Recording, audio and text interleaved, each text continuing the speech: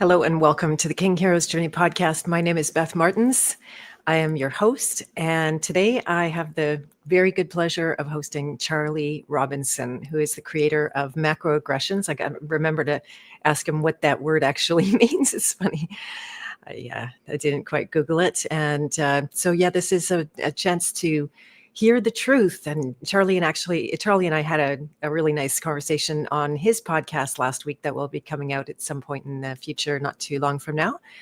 And I discovered about him, I've been quoting you ever since, Charlie, you might have seen, that he wants to, rather than be right, he wants to do right. And to me, this is the seed of incredible findings. So I'm going to bring Charlie on now. Hello, Charlie. Welcome to the podcast. Hi. Thanks for having me. I'll spill the beans on what macroaggressions is about. Okay, please do. Saw you smiling there. It's during, the wokeism, and people were going to college and they're complaining that there's a microaggression. Somebody committed a microaggression against me. They misgendered me, or they did this, or they didn't, whatever. And I decided, well, you know what? If it's going to be a podcast that I do, I'm going to commit macroaggressions against people. I'm going to really put these nuts in the loony bin once and for all. So that's the origins of the name of the podcast. I love that because as soon as people are afraid of nothing, it wouldn't like what it comes down to, those like mini aggressions and stuff like that. It's like, grow up, get over it, get a skin, get new friends, whatever it is. Especially when you go to college. Isn't this the time where you're supposed to be exploring new ideas and challenging your existing beliefs, and maybe not living inside a bubble? Or maybe you come from a small town and you finally go to a big city and you're in a big university and there's a bunch of people that you've never really experienced or been around in your life.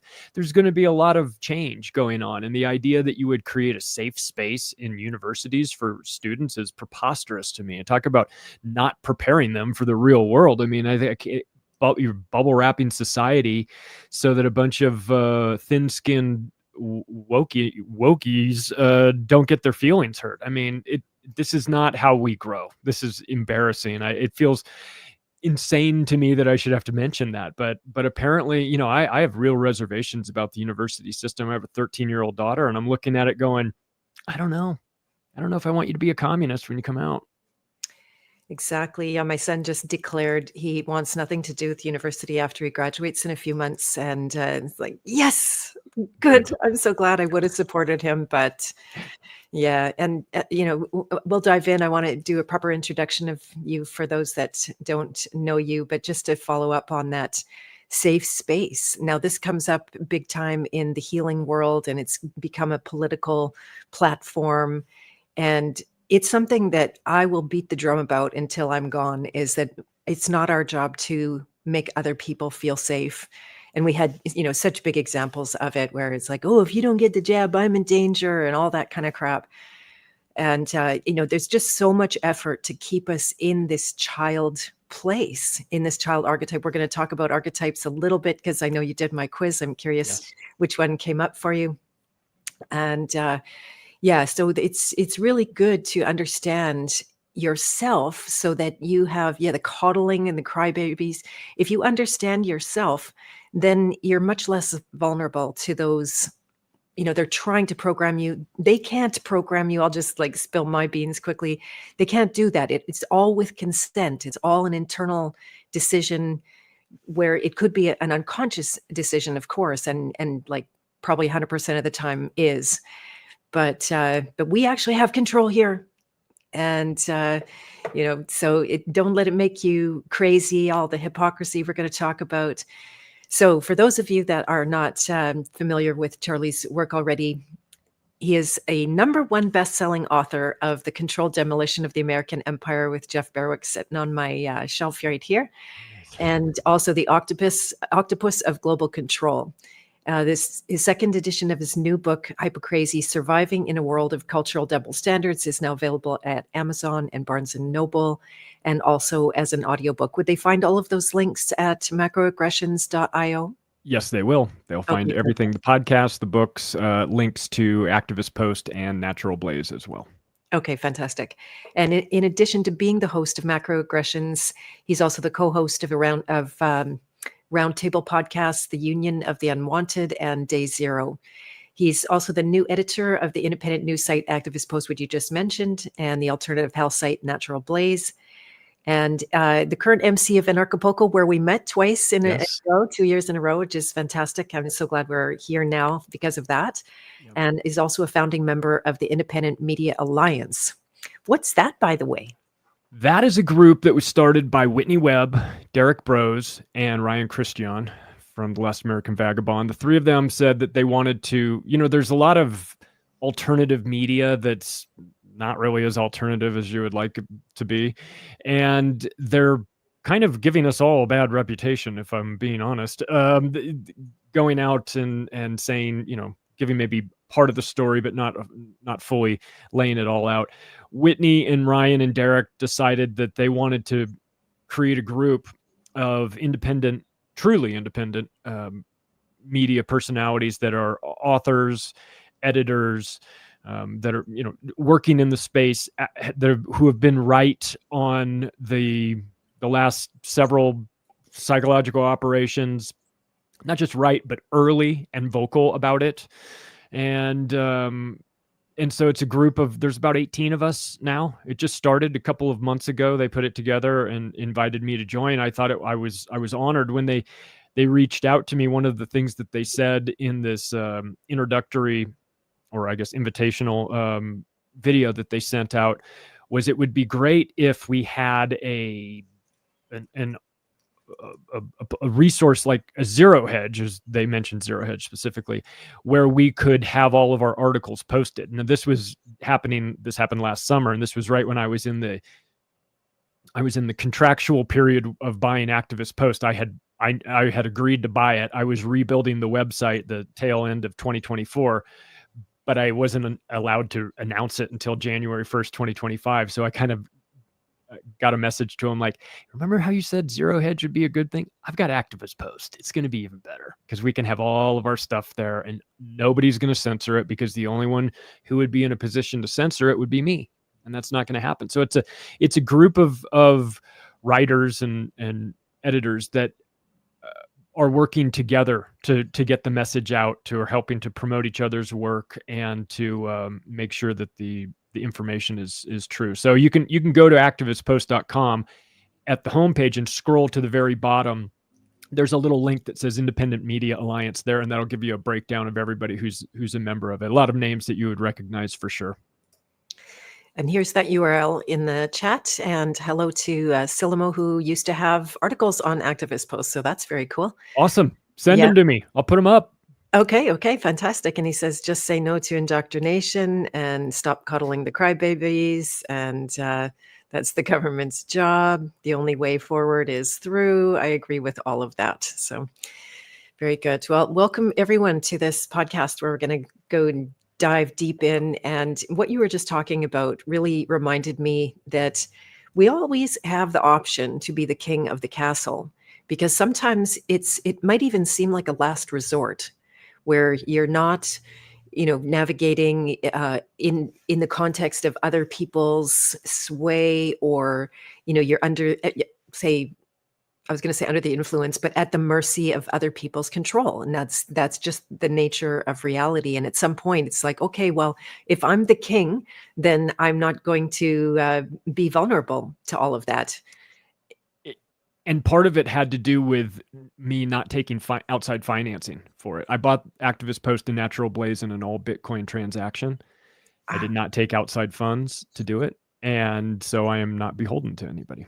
That's amazing. Yeah, so good. And that's where exactly the king might be vulnerable, Mhm. is in because they're power hungry. That includes, of course, all the sources of power, including money, and then yeah, having the integrity to not take outside funds for the sake of your sovereignty Yes. is a really noble thing. So good for you. That's Thank really you. great. And Yeah. and sort of a follow-up to that, just sort of to set the stage, I loved Activist Post, been reading it for 10 years, been a contributing writer to them as well, and that's how I got to know the owners, and and I did not approach them, they approached me. This happened in the summer of 2024. They said, "We've been doing this for 15 years with Activist Post and 14 years for Natural Blaze, and we're ready to do something else, but these these projects mean a lot to us, and we want to make sure that we don't want to just sell it to somebody who's going to take the mailing list and spam you with it, whatever. We don't want to part this thing out just and have someone say, oh, the website domain is worth this, and it's we want somebody who cares about it to take over. And so I turned them down initially because it was overwhelming at first when I thought about it. And then 2 days later, I reached out and I said, you know what, I've been thinking about this quite a bit. And the answer is yes, of course, of course. It actually works well with everything that I'm doing, writing books and doing podcasts. And this gives me an opportunity to reach out to people daily, hourly, really. And so it was one of those things I said, all right, well, I can't, you got to give me a couple months to do this. Now, as soon as this happened, I signed the contract for Activist Post. I emailed it back to them. I closed my laptop. I put it in my bag. I walked out the door, got in my car, went to the airport, got on a plane, and flew to Las Vegas to be with my mother, who was going to be getting a diagnosis, medical diagnosis, the following day. And I didn't think it was going to be good, so I wanted to be with her when she got it. So it was literally the last thing I did before I left Denver, not knowing what Las Vegas was going to hold for me. The next day I got to Las Vegas. I went to the appointment with my mother. My mother was diagnosed with stage 4 pancreatic cancer and given 90 days to live. So I didn't go home. I just stayed with her. And so I've got this secret, sort of, contractually secret, that I'm going to be taking on this big project. And then I've got the most important project of all time, trying to keep my mother alive for the next 3 months, or at least manage her downside and make sure that she's not scared, make sure that she is not worried about paying her bills or taking the trash out or scooping the cat litter or all the things that you worry about. But when you're sick, you just don't want to do. And so I had I have a very interesting relationship with Activist Post too, because it changed. I had plenty of time to think about it. In fact, I was begging to think about something other than my poor mother, who I love dearly, in the next room slowly dying, right? I wanted to think about, okay, well, what could we do with this? How could I make this better? How could I change this? What could I add to it? Oh, well, we'll add not everybody gets their information by just sitting down and reading an article. What if we bring in what if we put a podcast section in there so that people can get more of an audio visual component to this? So I had time to think about it while I was navigating just a treacherous minefield, which ultimately ended in 98 days. And I rode that out with her until the very end, and then packed up everything and got her cat in the cat carrier and my stuff in my bag, and had a couple suitcases and got on an airplane, went home. Wow. You got the cat too. I also ended up taking my mom's cat. Yeah. Yeah. On her deathbed, I said, what would you like us to do with Georgie? She said, put her down. Oh. I'm like, no, Mom, not going to happen. So she was trying to save us grief. And yeah, wow, that's so much. And do you mind if I ask you what was your archetype on the quiz? It's that because what you just said is speaking to the king, also the nurturer, but that's the king hero right there. I'm warrior. You were the warrior. Okay. Yeah. Okay. Yeah. Yeah. Yeah. It's pretty warrior too. It's not far off. I felt like I was on the craziest mission ever, trying to not drag my grief into it and, and show her, trying to hide how I was feeling about it because I didn't think that would serve her. I didn't want her to see that I was scared, that I was sad, that I knew what was coming. And that, but I also didn't want to be a liar.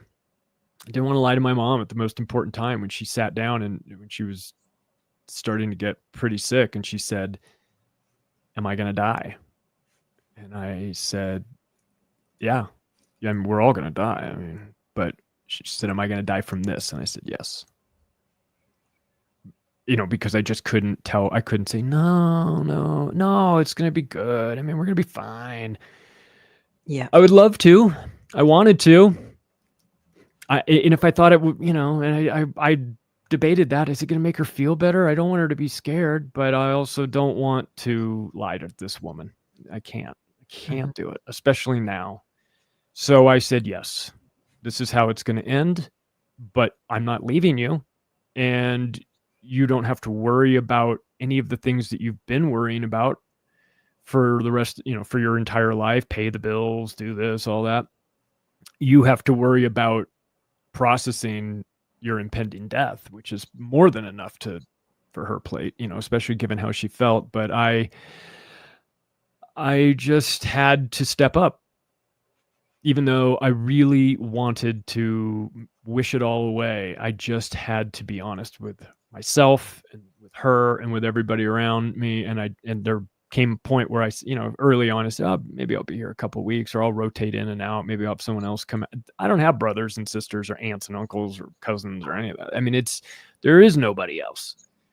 So I didn't rotate out. I sort of thought I might, but in the end, it was just too important to leave. So that, I went through that. I processed all my feelings about that, or to the extent that I could. And that happened the first week of November when she passed away. I had the rest of November and December to really kick things into high gear with Activist Post and Natural Blaze and get them ready. And then January 1st, we hit the ground running, and it was a real transition period for me. It was a new company, a new role as editor. Content still roughly the same. I mean, I've been working. It wasn't like it was a big change in terms of what I talk about in the podcast or what I write about in the books and what I publish in Activist Post. It all works. It all fits very nicely together. But it was just sort of, it was a defining line right there. This is taking on this new role. My mother, who had always been like probably my best friend, my closest friend. I had a very good relationship with her, talked to her daily. She knew everything. She'd listen to the podcasts and she'd like the people that I would have on. She'd start listening to their podcast. It was kind of funny at times. And what I realized was that my Activist Post and Natural Blaze life would be something that I would never be able to tell her about. And so it felt like a real, just a real bookmarking of my life, right then at that point. All right, we're on to a new phase. And without somebody writing shotgun who I'd had my entire life. So it was one of those things. But I also felt like, hell, if I can get through this, I can get through just about anything, really. I mean, because it was a low point for me, but I had this Activist Post component that I was very excited about, that I was looking forward to, and I knew it was going to start, and it was going to be like a fresh start for the company. We rebuilt the brand new website, so it wasn't 15 years old, and everything was sort of like, let's do it from the beginning. Let's start it over. Let's get it right. Make sure that the site is secure and works really well on mobile and looks clean and is set up architecturally in a way that flows and makes sense. And then I was praying that I would get myself so busy that I wasn't going to have the time to dwell on what I'd just gone through over the last couple months. And that I would also be able to maybe tap into some of that strength of like, well, She might not be here to see this, but I feel her presence, if the Obi-Wan Kenobi factor, right? Becoming more powerful in a different role within my soul. So there's been a lot of change. There's been a lot of change in my life in the last couple of months, and some of it has been great. Some of it has been very emotional, but I'm old enough to know it's always changing. There's always change. If you can't deal with change, you're going to be in real trouble. So, and all of that spoken like a true warrior, actually, in terms of, you can feel, if you don't mind me, before we go on to some more questions, how, it's easy to tell somebody in a dire place, like, it'll be okay, right? That's what parents often say to a little child. It'll be okay. Everything will be okay. And you don't know. You actually don't know. So it's not honest. That's, I mean, it's different with children because they literally don't have a way to see, oh, over time changes have happened and I've made it through and all of that kind of thing. But when you get to that place that if I can get through this, I can get through anything. I'm actually going to be doing a video on this later for the House of Free Will, which is my private association. And, just when you think that you have no more resources, you find them. yeah. And, and if you don't, then it's going to knock you back. It's not the end of the world, into the child, where you're going to have to hope against hope, and you're going to have to maybe, put on some denial about the situation, shield yourself from the real situation that's going on and the pain of all of that.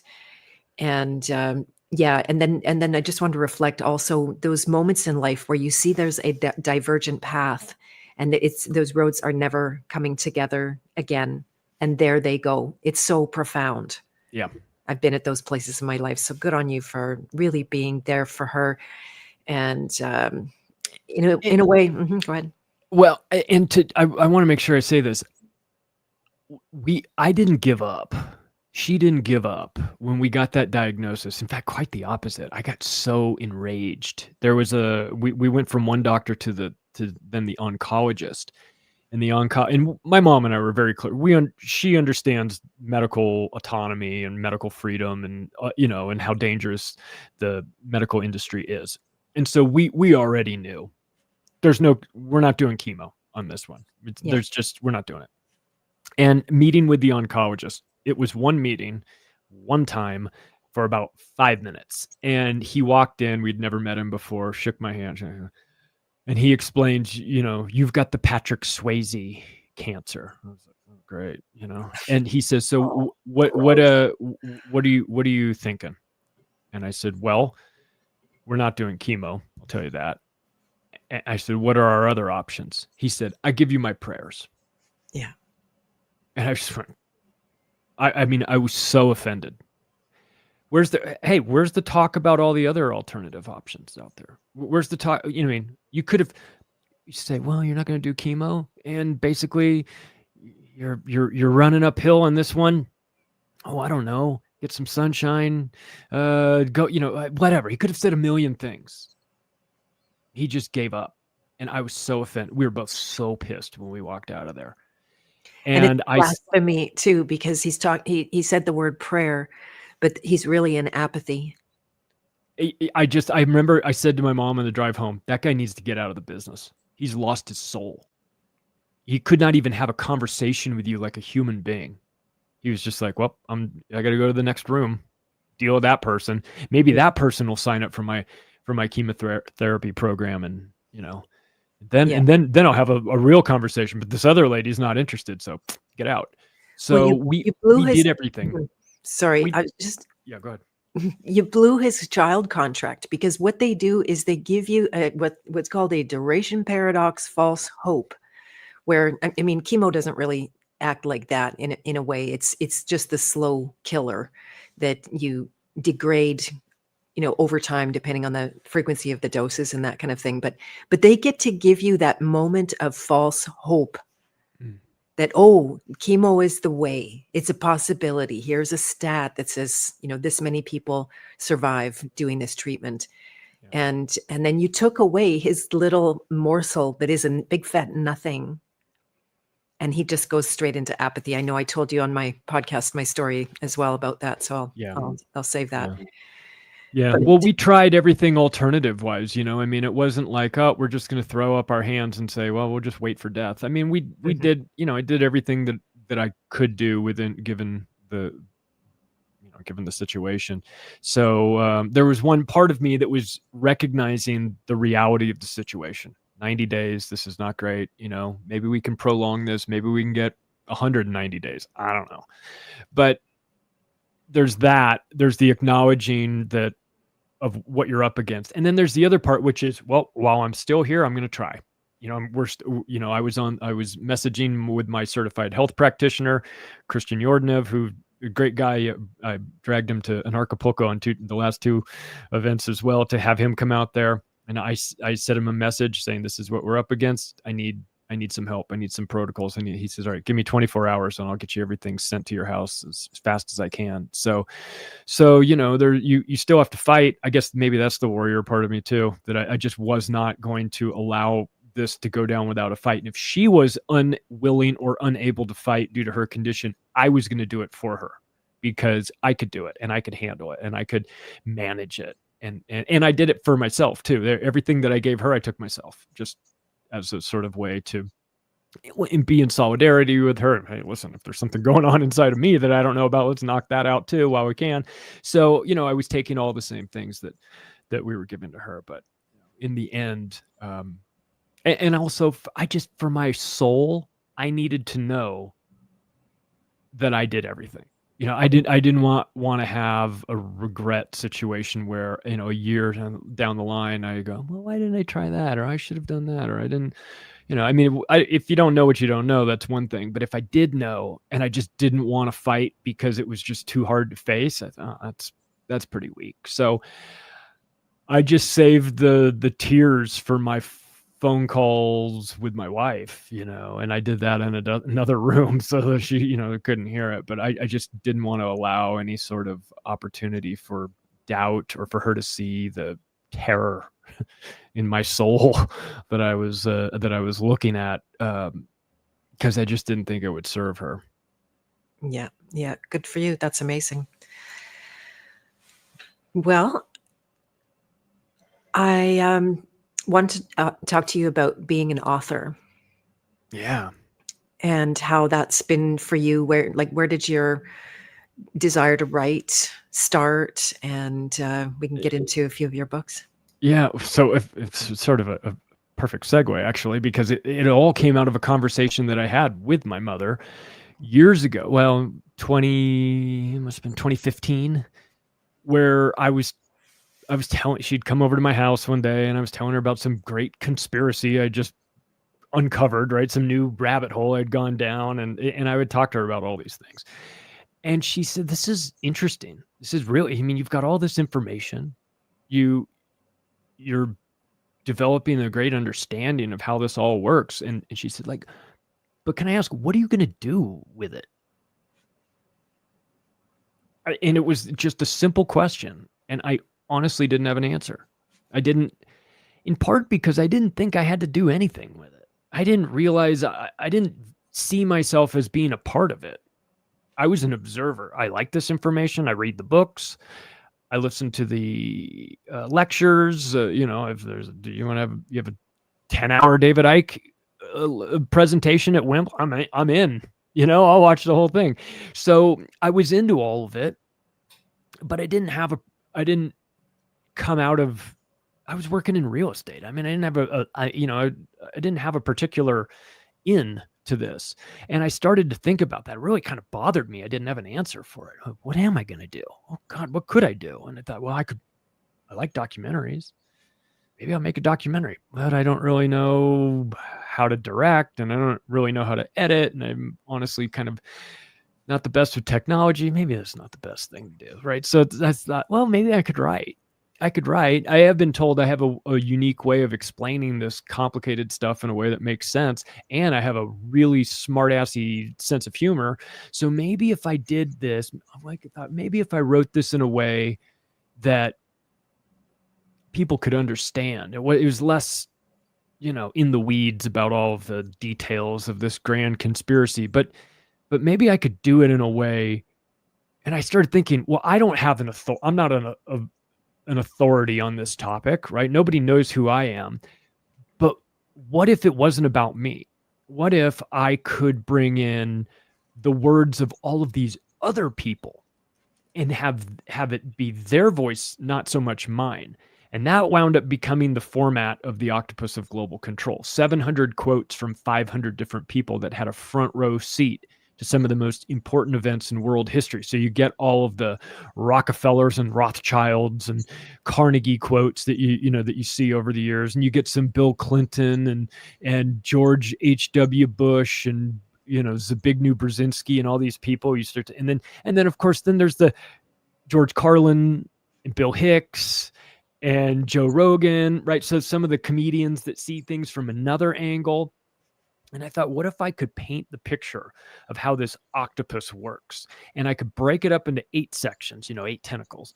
And then within each section, I could lay out my case and then bolster it by bringing in, listen, I could go on and on about New World Order, world government, and all that. Forget what I think. Here's a quote from David Rockefeller. Here's an entire page of David Rockefeller saying, my family has been accused of being internationalists, that we're conspiring to create this world government. And if these are the accusations, I stand proud and guilty as charged. And you read it, and you're like, oh my God, did he really say that? And you go, he's got to be misquoted. Right. And then you realize, no, this is from page 405 of his autobiography. They wrote this in the book. He admitted the plan in the book. And then you go to find The Limits to Growth by the Club of Rome, where they admit that they're going to create the concept of global warming, and that's all fake. And it's like, oh, hang on a second. I'm not saying they're going to start a world government, and I'm not saying that global warming is fake, though I believe both of those things. Here's them saying it. Wow. So I thought of it like verbal judo. Using the weight of somebody's words, the momentum of somebody's words against them, right? So it's not necessarily me getting up there shouting like an unhinged lunatic that they're plotting a new world order. I could show you George H.W. Bush mentioning it 200 times during his 4 years in office, from 88 to 92. So I started to build the case that way, and that became the Octopus book. And the structure of it is quotes. The method of writing it was very interesting for me, because once I had, after the conversation with my mom where she asked what I was going to do, and once I had made the calculation that I was going to write the book, then it took on a new sort of path, because then at that point I started writing and I didn't tell anybody. I didn't tell my friends. I didn't tell my mom. I didn't tell my wife. I didn't tell anybody. The reason for that was because I didn't know if I was going to finish the book. And I didn't want to go tell all my friends, hey, man, I'm writing a book, And then a year later, they go, how's that book coming? And I have to admit, oh, well, I never really finished it. So I didn't want to have any sort of expectations from anyone. Mm-hmm. So I started writing it in secret, just completely quiet. And then about halfway through writing the book, the secrecy remained, but the reasoning for it flipped. It wasn't, I don't think I'm going to finish it, because I knew I was going to finish it. My justification for not telling anybody eventually became, I don't want somebody to stop me. Because I thought that, and I thought that maybe my wife would say something like, what are you doing? Like, what are we doing here? Who are you? Nobody knows you. What are you going to do? Go stand on a street corner and sell this book? You're going to get it published by a traditional book publisher? They're going to take one look at the content and go, no, thank you.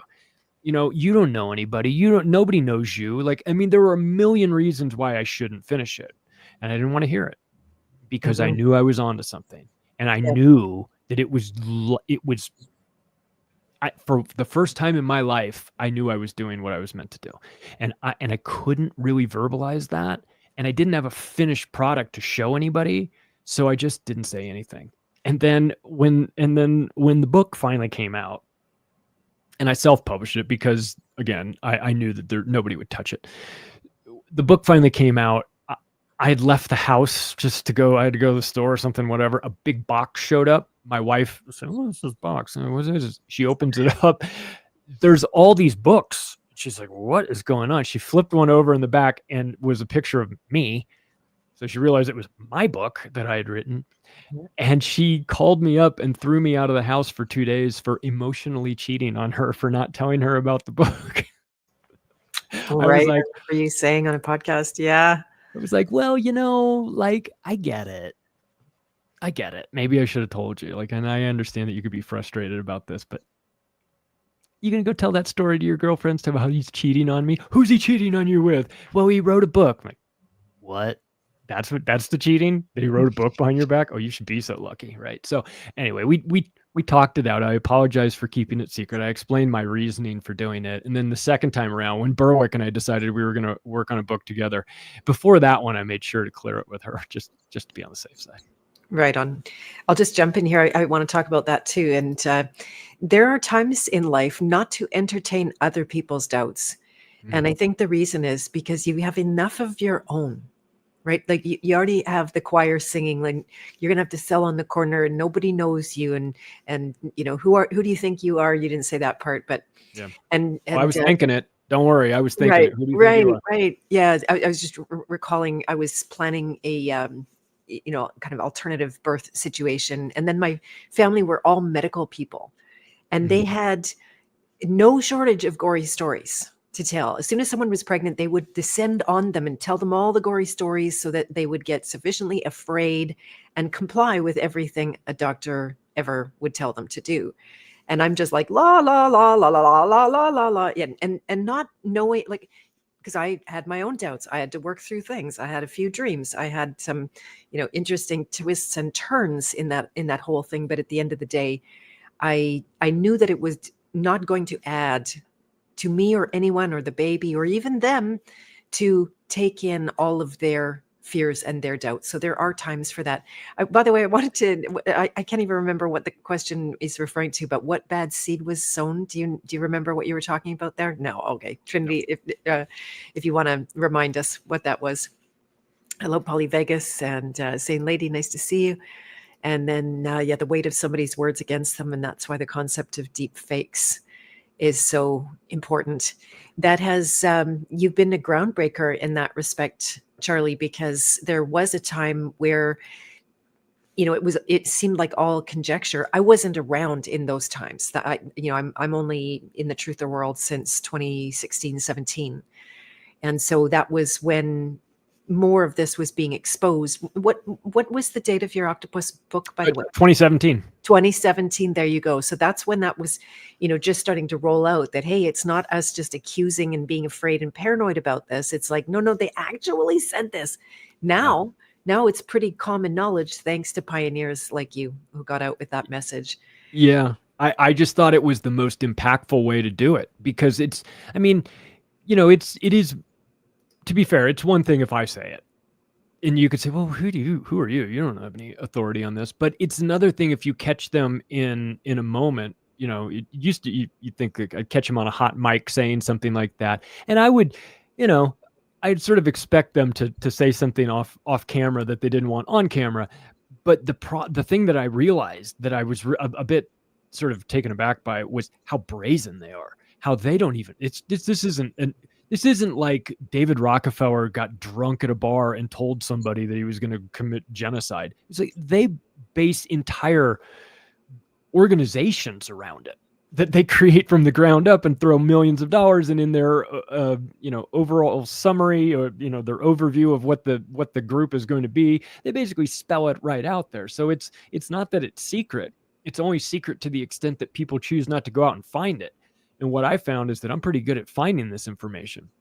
So I would find these different quotes that from obscure books or things that they had said in some interview, some throwaway interview from 50 years ago that's, nobody really put two and two together, or they said something at a time when was innocuous based on the time they said it. But then if you look at it in retrospect, you go, oh, that's what they were talking about. Oh, it all makes sense now. So I felt like I could just, that there was plenty of evidence of them saying these things and giving up the plan themselves. It didn't require me to go in there and interpret it. It just required me to organize it. And that's the way I did it. And then within that, I started to realize in the Octopus book that, some of the content that we're getting into is pretty dark.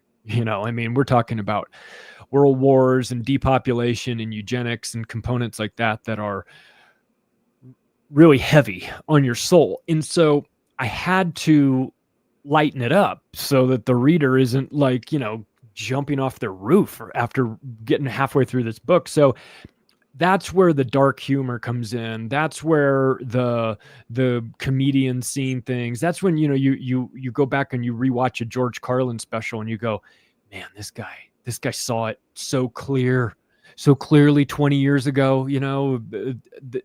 We had no idea. And isn't it funny that the comedians get it, or the comedians get a pass to say it, right? The jester who can say the things to the king that nobody else can say, but everybody's thinking. And so I wanted to make sure that there was a little bit of a comedic component to it, right? So that there are some parts where you just, you're reading it and you're like, oh, this is really sad or really horrible on a human level.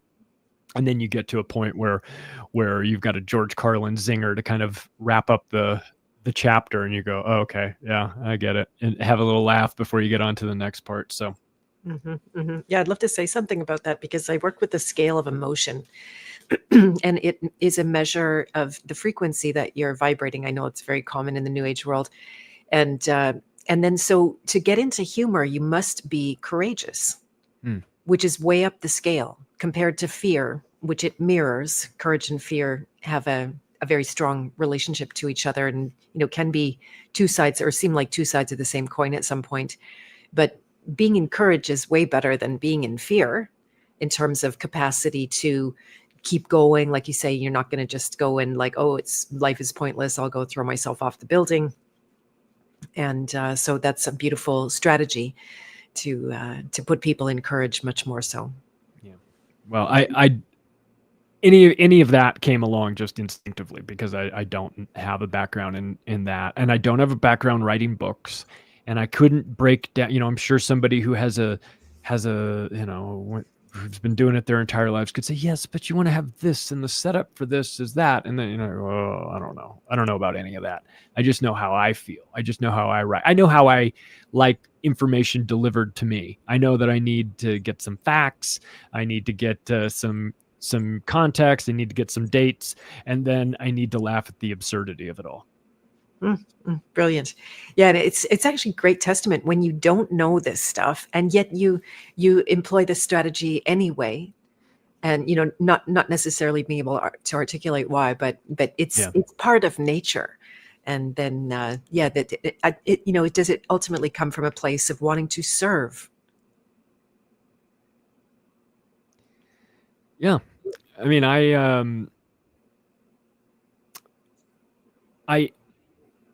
writing books changed my life. It changed it made it, for the first time in my working life, it wasn't about me. It was about the reader. It was about the information. It was about the importance of the information. And I actually had a back seat, especially with the first book, with regard to all of the quotes. It's not even my words, a lot of this stuff. So it's definitely not me. And to put everybody else first, and put their words, the flow, everything about it. I mean, I am in it, obviously, because I wrote it, but you don't learn much about me by reading the book at all. In fact, it's not until probably the third book where you start to see more of my personality get infused in it. Well, you get a little dark humor in the first one, but it's not until the third one where my personality kind of comes out, and you can see like, oh, okay. I like, you read the third book, Hypocrazy, Surviving in a World of Cultural Double Standards. You read that and you go, Okay, I feel like I know this guy a little bit better. If you read the first two, you might. The first one especially is a little bit more clinical, but this has just been, again, this is me operating without any sort of rules or instructions from university. And no, I was a marketing major. I'm not an English major, so I don't know how to do all this. And then there's a part of me that thinks, good. I'm glad I don't know how to do all this, because if I did, it would be a totally different way of doing it. And I'm content to do it the way that I'm doing it. I'm always interested in getting better, of course. I'm not trying to say I know it all, but if I'd followed the way books are traditionally written, it even started from the way I wrote the book too, because the idea of starting the book on page 1 and ending it on page 500 is something I've never done. I've never written that way. I'll have 50 topics for the book, and they'll each be their own document, their own Word document.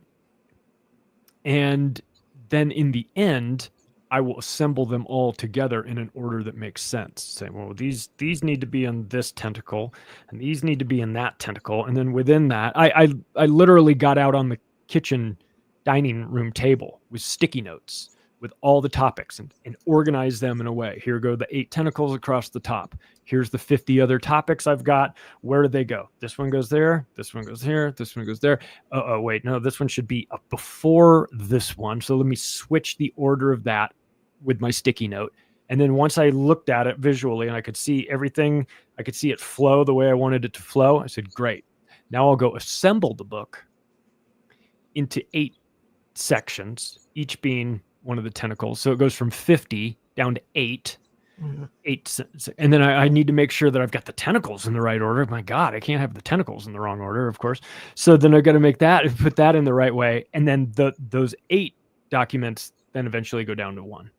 And that becomes the book. And each of so if you want to think of it as like 50 book reports, right? 50 different topics, each one's 10 pages long or so. And then you've got to write a little something to connect the connectivity tissue between each of the thoughts, right? They've got to flow in a certain way. So you might take this one and put it in front of that one, but you've got to write a little something in between, right? So then so that it flows in the proper way. None of this stuff was taught to me. This is just things that in my mind, this is how you build something. And if, whether you're building a house, which I've spent 25 years in real estate, or you're building a book, there's ways to do it. And in my mind, it was get all the pieces out and then figure out the order in which you want it. So even the way I wrote the book, if had I gotten a traditional education, it would have hampered me, not helped me. Exactly. It would set you back. It was one of my claims in the days when I was more involved with music. And, I wrote 4 CDs worth of songs, and I was never told how not to do it. And I never went looking for how to do it. I just would sit there and be quiet, and then music would come through. And then I would attempt to play that. And I would always have to learn, because I don't know how to play that, what came up in me. And then I'd take it to other musicians, and they'd be going like, you can't do that, but you are, and it's working. Okay. Like this, like it'd be, you're breaking all the rules. And I'm like, is that all right? Is that okay? Are the police coming? And then they'd find their way to, so it was really beautiful. I love that. I also wanted to comment on what you said about that it's not about me. And this is something that I've done a lot of business coaching and a lot of coaching training in the last 5 years in particular. And when you can put your reader first, when you can put your client first in whatever context that is, then a whole lot of stress comes off of you. Yeah. Your attention. Otherwise, if you're on yourself, then you're going to be entertaining every little insecurity. Who am I? I'm not good enough. And all the like, oh yeah, me, I don't deserve, or, however those programs express through you. But as soon as you're really, truly focused, and I often think of the word in Sanskrit, sanyam, which means to have a concentrated focus on something. that leads to a kind of liberation, that you're devoting your consciousness to something else, and then it frees up all of the internal workings that can go so nice. And then you're having created a system for yourself where there was no system and no process. And this is the whole thing. I teach how to create both a signature system for people's work, and then also a knowledge niche. So, if you have a topic where you are interested, you naturally gravitate, how to organize that. Like you just said it in a nutshell, exactly what I teach. And then you take 50 and you make 8 and you made 1, and it Mhm. became 1. And this is a beautiful thing. Well, and on the days when you wake up and you read an article and you start, whatever it is, this was extremely helpful for me, where I might read an article about the Federal Reserve and it would enrage me. So then I'm going to work on that. Of all the 50 documents, that's the one I'm going to focus on today because I'm already in that mindset.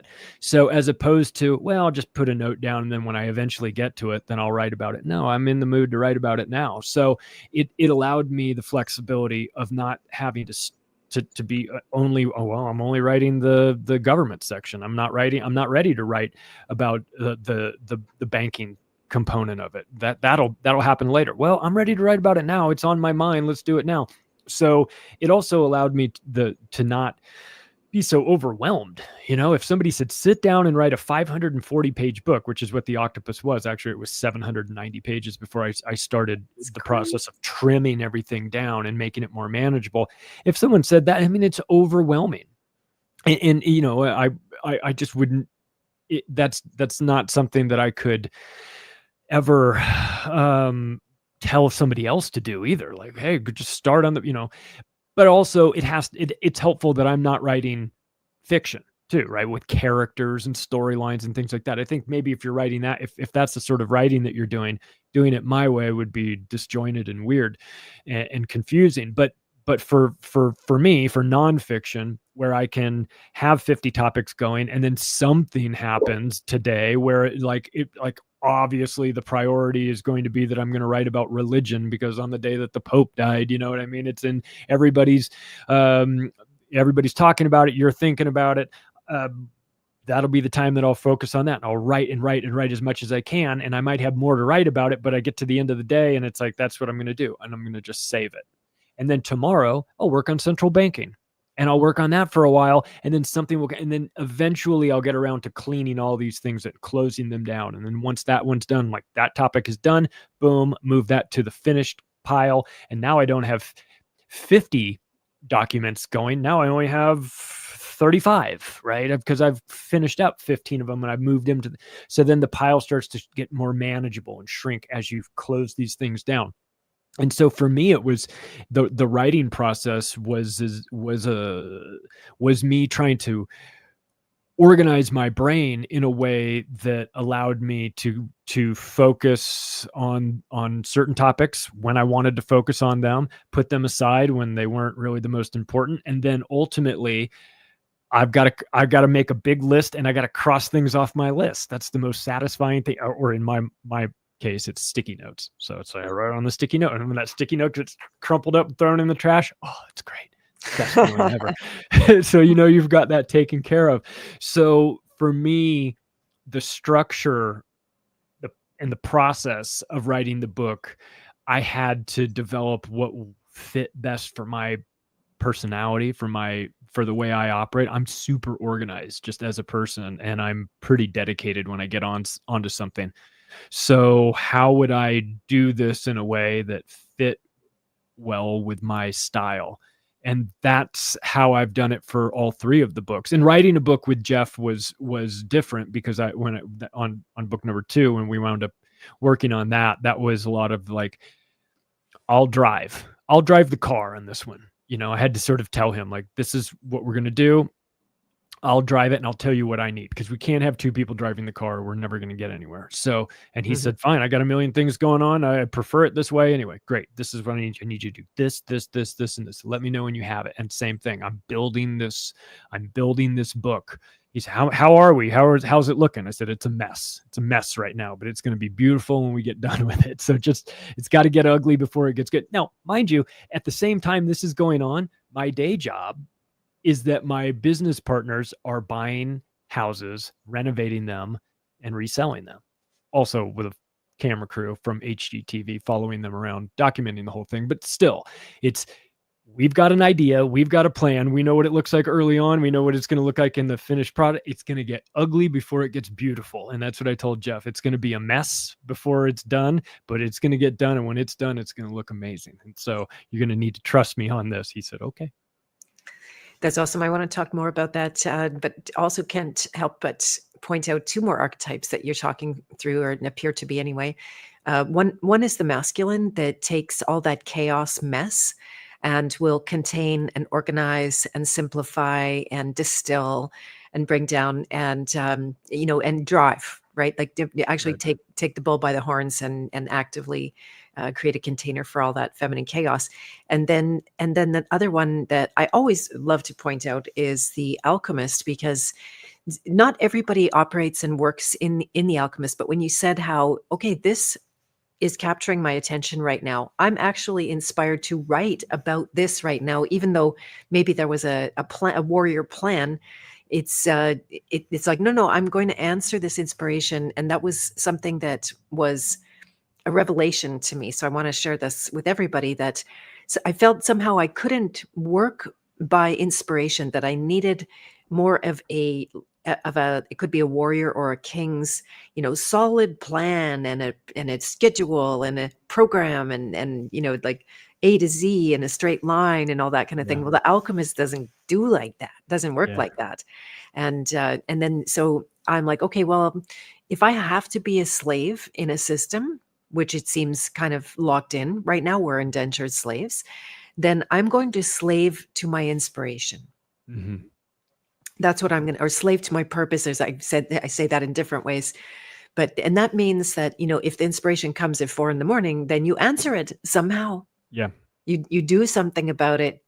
Oh, this was the first book. I would sneak out of bed in the middle of the night and go into my office and write down like 3 different things that were keeping me up. And then I would sneak back in bed. That's probably the reason why my wife was like, what's going on here? But I have to read this. This is in the dedication to the book I wrote with Berwick. He says, a big thanks to Charlie Robinson for helping put together an almost incalculable amount of information into a readable format. That was the best compliment he could give me. It's because we had so much information, and his thoughts were, how are we going to put this all together? And I just said, don't worry about it. I got a plan. I'm going to do it in small pieces, but it'll all get organized, and it'll all make sense in the end. And that, of course, I couldn't have said that. I couldn't have said it with any authority for the first book because I didn't know. But after writing the first book, after having 790 pages and trimming that down into a more manageable 540 pages, more manageable compared to what it was, but putting it down in there and having to make those decisions, like, that's good, but it's not great, so it's got to go, and having to be able to do that in the first book put me in a situation where I was able to say that with authority to Jeff. Don't worry, I know what I'm doing. I know how it'll look in the end, and it'll all be tightened up. But yeah, we were working with quite a bit of information. Yes, exactly. The timing was so interesting because it was really early on. What was the publication date? It was 2021? Of the controlled demolition of the American Empire we put it out the Friday before the 2020 selection, the Biden. Even earlier. Yeah. And on election day, the Tuesday, it became a #1 bestseller in the US and Australia. So it took 4 days, but I'll tell you what, we almost made a huge mistake, and it would have been my fault. And I'm glad it didn't happen, and it turned out it was just a bit of luck. But I really wanted the book to come out for Anarchapulco 2020, which would have been February. And I was done with everything that I needed to be done with. And I was messaging Jeff, and I was like, I need this. And then it got to a point where I realized when we're just a couple of weeks away. God, it's just not gonna.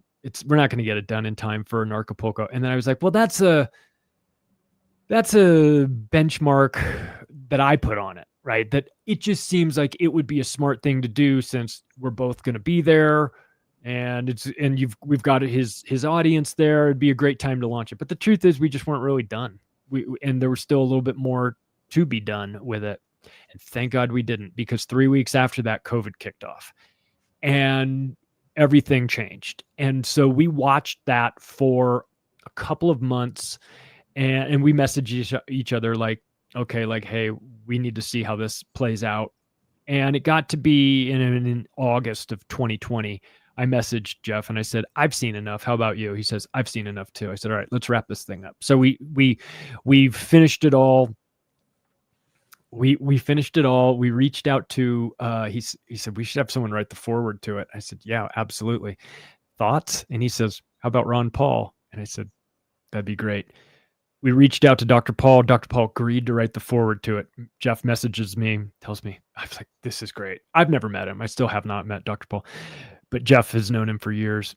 And 2 days after he agreed to do it, he had his medical incident on air that it was not technically a heart attack, but it was very close to a heart attack. I don't know, maybe technically a stroke or something, but he had a medical incident on air and was hospitalized for that. And we're like, what are we going to do? Like, this is literally the last thing on the checklist. You know, I love checklists. This is the last thing on the checklist is to get this. And we don't want to pressure him, and we don't know how long he's going to be in there. And so we said, we got to let him off the hook. So, okay. We messaged him, said, thank you, Dr. Paul, for agreeing to do it. But your health is obviously way more important than this book. So please just, we'll connect with you later. And Doug Casey wound up writing the foreword to it, which is fantastic too. I mean, Doug Casey is no second place anything, and to have him as a backup for that. And so once that was done, we released it on the like I said, the Friday right before the elections in 2020. So that book came out, and you know, like, we didn't mean for it to be an instruction manual on how to destroy the American empire. We just said, this is how it'll be done. We weren't saying it should be done. Well, we were saying parts of it absolutely needed to be done, but we weren't going to be the ones doing it. We were just making calculations based on the direction things are going. And in retrospect, for people that read that book now, it looks like prophecy. We thought we were pretty close, but we didn't realize how close we were until, you know, going back and looking at it last year. I took a look at it. I was like, damn, we were like, good job, guys. Like, we really kind of got this one right on the nose. So that just, you know, some of these things in retrospect, I look back on it and I can't discount luck or fate or timing or whatever. That plays a huge role in it too. You can write the best book in the world, but if you have bad timing, I mean, if Controlled Demolition of the American Empire goes out in February of 2020, it does nothing. Because COVID changed the world, and we had to incorporate that in. What was funny about it was that we knew it was coming, because even at that 2020 event, there was a Corona booth that Jeff had set up. He was like, come and get your Coronas for your coronaviruses. And this was before COVID had even kicked off. So there was a lot of it that he was kind of predicting, in a sense, or joking about in advance of it, that we now look back on and think, you know, you got to get the timing right too. And some of that's out of your hands, right? But you got to, if you can luck out on the timing, especially. Right. Yeah, that was my first time speaking at Anarchapulco, was 2020, 5 minutes before the pandemic hit. And so it's risky. I had in fact published just in time for that event. My editor said, "Oh, you're going to speak at Anarchapulco. You better finish that book right now." So we did. And I'm very glad, because it would have done exactly what it did to you guys, is like, you know, accordion folder. Oh, new data. I would have gone back to the drawing board. I think I would have lost my way with that book anyway. And so I just let that book be pre-pandemic, and then, the Yep. further ones to come. So yeah, that's fascinating. The writing process itself, you talked a lot about. That's really good. And then like publishing is a whole other ball of wax unless you had somebody handling that for you. It's I remember, it's every day I was thinking, okay, we're on track now. It's happening. We're doing it. And then some other like big thing would always seem insurmountable. Like you couldn't get past it for some reason. Would come up daily for, I don't know, like 100 days in a row or something crazy. So what was that like for you guys to publish? Or you've published independently too, so So I spoke with publishers about publishing books with them, and the math wasn't mathing no. for me. And I also realized after the first book, you've got to be your own marketing team.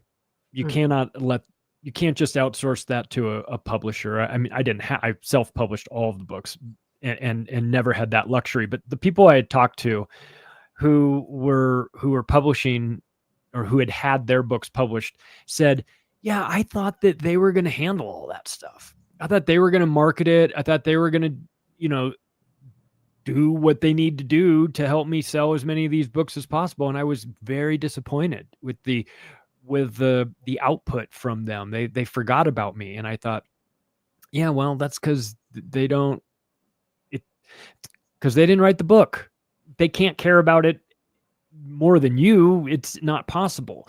So you have to be your own advocate. You have to be your own marketing team. And so I, from the beginning, took all of that responsibility on. I never outsourced it to somebody else to do that. I did outsource the artwork for the cover because it's obviously it's not my expertise, and I did have editors read it in the aftermath. But I didn't ever go to a publisher and say, all right, well, I wrote it all. Boom, here you go. You figure it out. You figure out how to sell it. You get it in all the bookstores and things like that. It's like, well, what am I going to do? Just wait for it. Hope that somebody walks into a Barnes and Noble and finds this book out of the 10,000 books that are there and decides to buy it. No way. I've got to go. I've got to hustle. I've got to get out there and talk about it.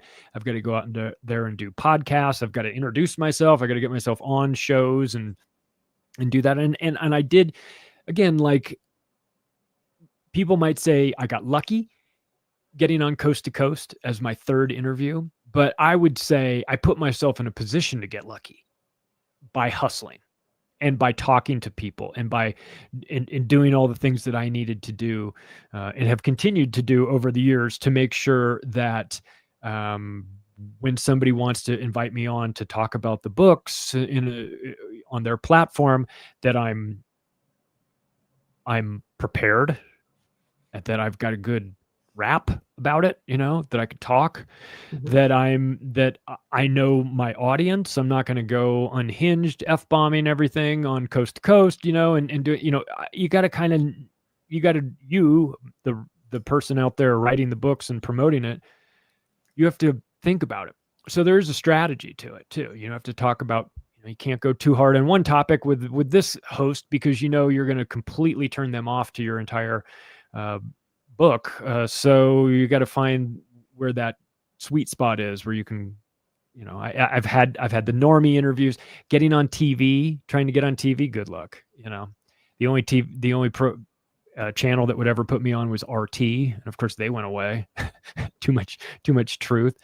So again, like, don't bang your head against the door trying to say, oh, I got to get on Fox News and talk about this. You're not going to get on Fox News. And if they do have you on, you're going to be on for 3 minutes. They're going to dominate, ask you a bunch of questions that you don't want to necessarily talk about anyway, and it's going to be a mess. So with a book like the books I write, it takes a little bit to unpack that. I need a platform that will allow that. That does not 3-minute sound bites. Just that doesn't 3-minute interviews aren't going to work for me. I need an hour, or in the case of Coast to Coast, I need 3 hours to unpack this and go on there and lay it out and get better and, and do as many shows as you can and learn that process. I also sort of had a bit of a cheat code in that I also am the co-owner of a company that does media training for professional athletes. We get athletes ready for interviews with coaches and scouts and general managers. We get them ready for the draft. We get them ready when they come into the league as rookies. We get them ready when they're going into broadcasting, on camera, things like that. So I already had a bit of a background in knowing how to deal with the media, knowing I had no trust or love for the media at all. So knowing who to stay away from, and then just being as polished as I could be on camera or during the audio interviews, and just practicing and doing that as much as I could and getting better and better and better. So a lot of this stuff you can't outsource. I can't. If I had a book publisher, you can't do the interviews for me. You're not going to market this for me. I have to do all of this. So if I have to do all of it, what do I need you for? And you're going to pay me 1/7 of what Amazon will pay me? Come on. I mean, I don't love Amazon at all, but their distribution network is superior. And I have to acknowledge that. So then you got to make a calculation. Do I want to swim upstream and try and get myself published with some obscure publisher who has the guts to take on my content, but doesn't have any sort of marketing strategy for me, or doesn't have the ability to do that? Or do I want to do it all myself and figure it out as I go? And that's ultimately the path I chose. And I'm extremely happy that I did that. And I'm glad that I had to force myself to learn how to do all the things that I didn't really want to do, or I wasn't very good at, so that where I am now I'm comfortable. Now I don't have a problem doing any of this stuff. But if it, that just came from practice, a lot of practice. Yeah, that's warrior of you as well. It's I remember the days where I was thinking, say, just based on bringing people into my world, and there's always a process. And some people call that sales, and there's different terms for it. If we get businessy here, we have, I also have my background in marketing with my family, and that's where you came from. And then, there comes a point where you realize that, first of all, those days are gone where someone would pick you up and notice your stardom or notice your specialness. Right. And then they would, and then they would be the emissary of you to the world. And it's not like that anymore. If you don't already have the collateral of like, I have this huge audience, and then you do the math and you go, oh, actually I'm better off because I already have developed my audience. So why would I hand off to a publisher to get that half right when you could get it all the way right?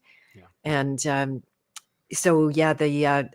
went through a time too, because I did media relations as well, and we trained people to do interviews with my father's company. So I also got behind the scenes, and I can tell, there are tricks of the trade, especially where it's adversarial and someone's going to interview you and challenge you or try to make you like, why do you put acrylamide in your French fries, and right. Kind of like things.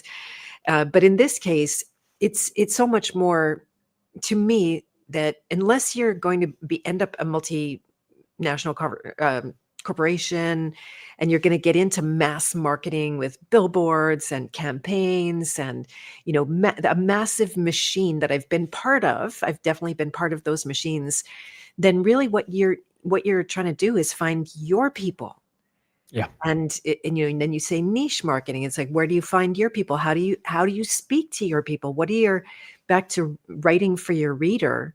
It's the same thing, putting yourself in the head and the heart of the people who will benefit from your message. And then you're all, you're driving that car, and it goes as far as you drive it. Yeah. And then there's also, I like to quote somebody, I can't remember their name sadly, but it's that, you do everything you can do, warrior style, and then God does everything that you can't do. Right. So the synchronicities can happen, and all of a sudden, like, you didn't expect opportunities, and they're just opening up for you because you took the steps and did what you could do. That's what I learned. If I sat down and we both come out of the business world, and where if you're going to launch a business, you got to have a business plan. You got to sit down, you got to write it, and then we're going to do this, and we're going to raise money, and this is seed capital, and whatever. You have the strategy. If I had written a business plan for this, it would have been worthless. I didn't know, I had no idea how I was going to get from A to Z. I just understood that I will go from A to B and then B to C. And once I get to C, something will open up and I will see the path towards D. And once I get there, I'll figure it out. I'll just figure it out. As the analogy of a car that can drive across the entire country at night with just a set of headlights, only seeing like 150 yards ahead of it, and then another 150, and then another. The path will be illuminated as you get there. But if I could have easily made myself insane by saying, well, but I don't understand how I'm going to do Z. I don't know how to get to Z. And it's like, of course you don't. You can't know it.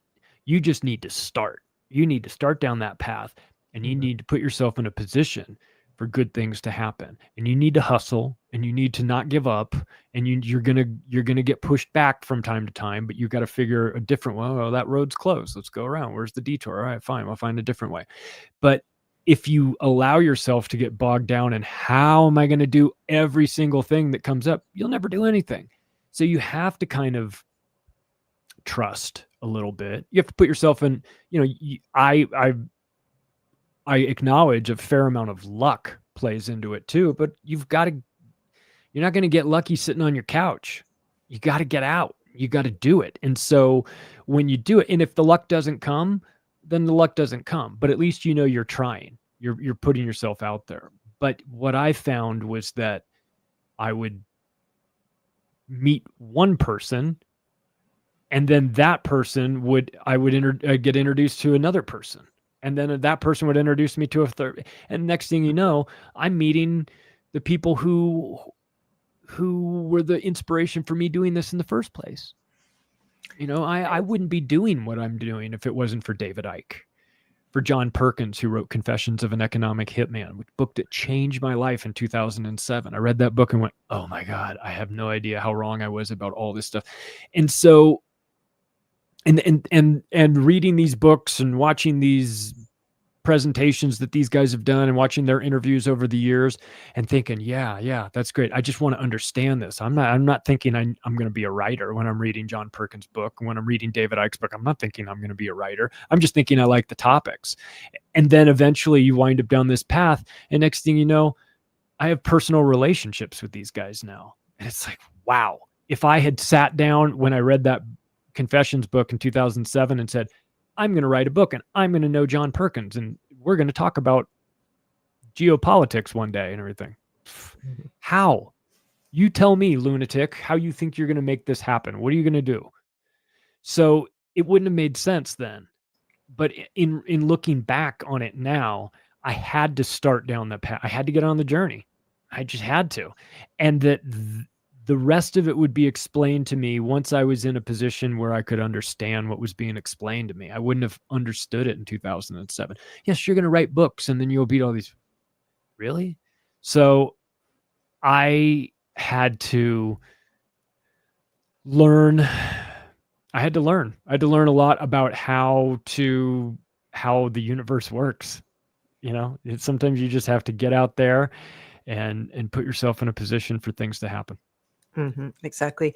What I notice is every step reveals the next step. It's like that. And then another big thing that you're not saying, but I assume is there, is that you have to learn to ask for opportunities. So a lot of people's biggest fear is rejection. Well, if I ask for someone to do the forward in my book or whatever it is that seems kind of outrageous, like why would they want to write in my book or, all of those kind of things. Who am I? Back to that Right. classic self-doubt. And then, so if you can get to that place, I had somebody say that if you don't ask, you already got a no. So you already have no. Don't be afraid of no. You already got that.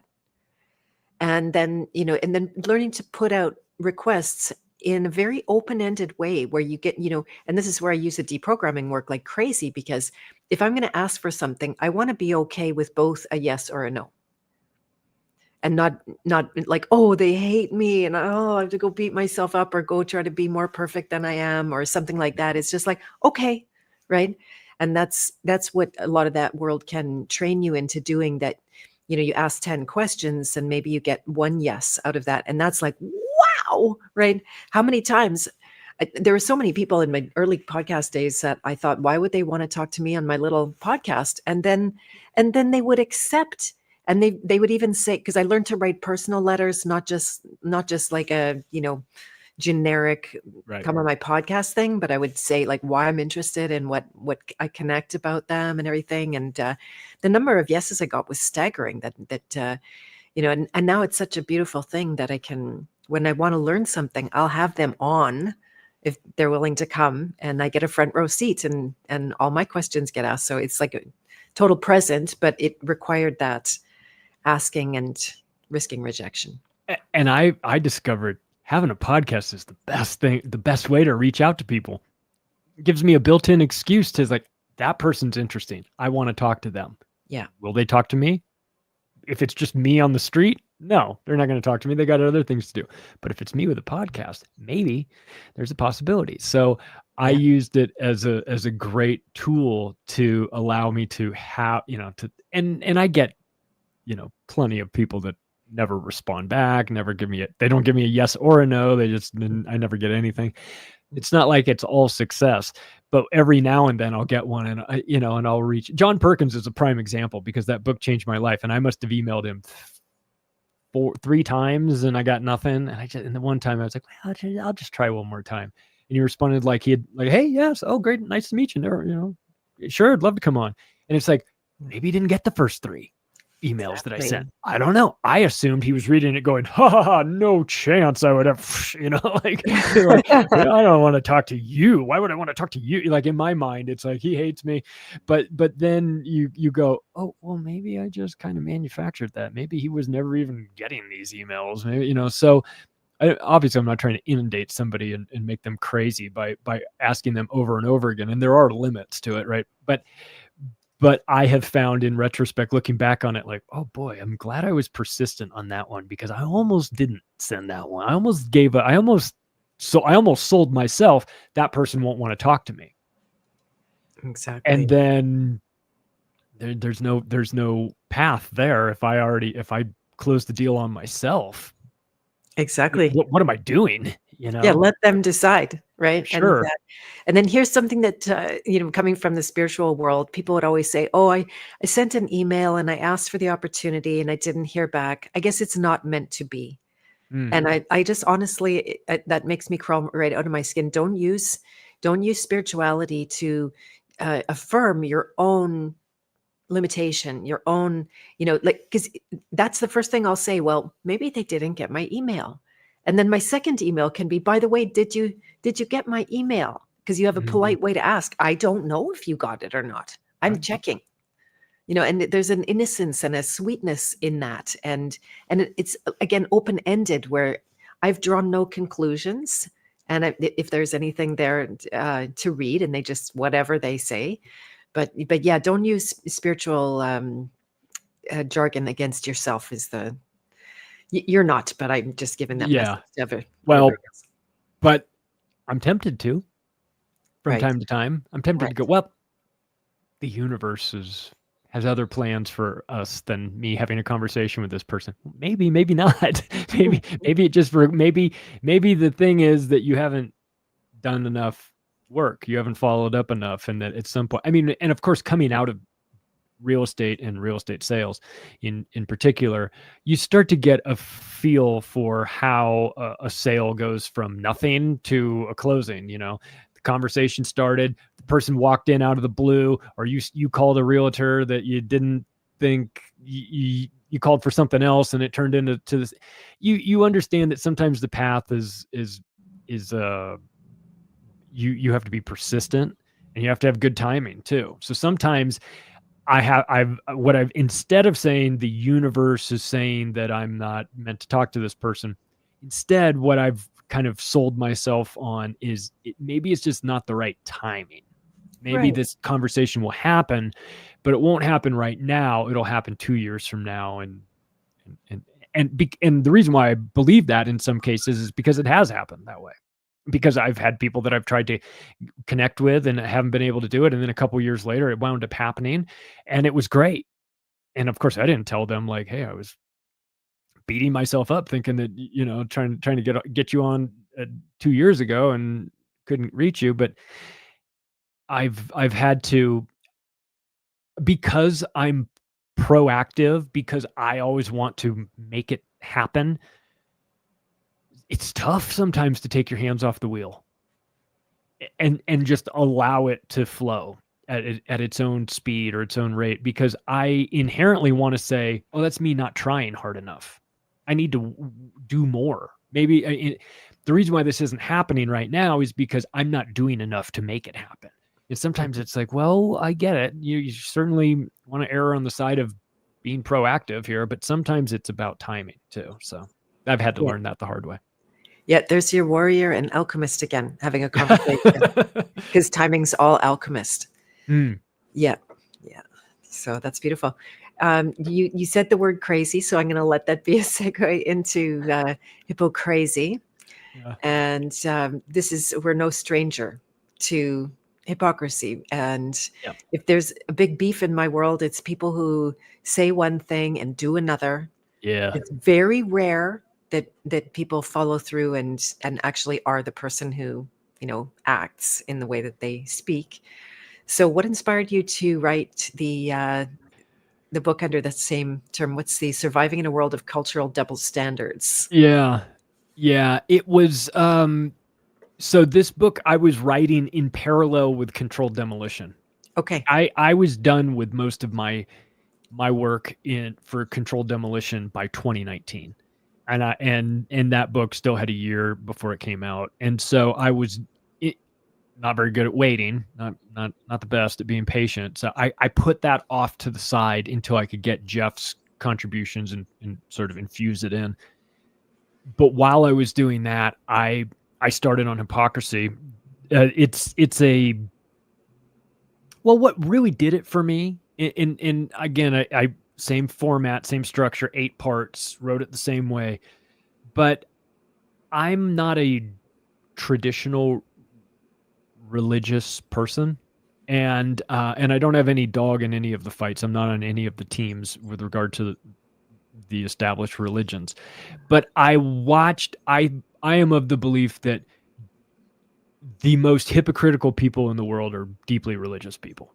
They just find ways to justify atrocities because their imaginary man in the sky said it was fine. Or there's a book that was written that may or may not have been edited by kings and adjusted and changed from obscure languages to, whatever it was. The reasoning for I'm allowed to do the things that I want to do because my God says so. And my God is more gracious than your God. And if you don't believe me, I'm going to set off a bomb right here in this building and blow everybody to smithereens. I saw that. I just thought, again, like huge, staggering amounts of hypocrisy inside religion. That was the initial sort of main focus of it. Not the only focus, but it was what really kind of got me going. You want to talk about like starting on a document and sort of working on it. The religion component really got it. But I also realized I was walking on a minefield here because people don't want to hear that. They don't want to hear that there's flaws in their line of thinking, especially when it comes to that. And I could see in indoctrination, like whole scale indoctrination with people that grow up early on in the church or in the whatever your holy house is, and they close off a million options out there. It's just this way. It's only this way. And then trying to talk to them about it, trying to debate them or say, well, we'll elaborate more. Tell me more about this. And what I would find is that they did not want to discuss it. They did not want to, they didn't have really the backstory. Well, it's just this way because this is the way it is, because God says so. And you go, okay, I'm going to need more than just God says so on this one. I need to know why you think your behavior is acceptable to do this. I will need to know why you think it's fine to blow up children. I need to know why you think it's okay. And it can't be because God said so. Mhm. So, and then you go, okay, well, so those people that can't answer a simple question, they want to lecture me about my lifestyle. They want to tell me what's going to happen to me after I die. Oh, excuse me? I'm not interested in that. So I said, okay, if I'm going to tackle religion, which is the most polarizing thing you can really talk about with people, and it's not just religion, obviously. There's 8 different components to the book, but if I'm going to do this, I'm going to, first of all, I'm going to have a ton of reference material. Like it's going to have, I think there's 400 footnotes in that 400. The book is now, since I tightened it up, it's about 260 pages, but there's like 400 footnotes in it. There's a lot of backing up my point. And secondarily, it's going to have to be funny.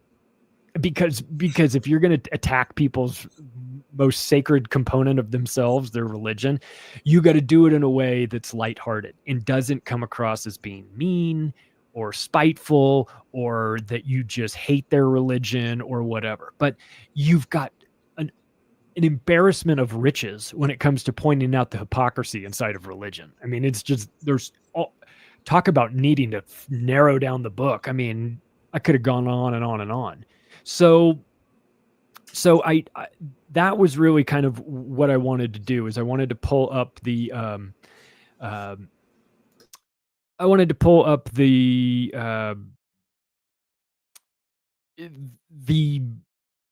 guess I wanted to spell out some of the real obvious ways in which people lie to themselves about the situation that they're in, that they, whether it's government, their love of government, they're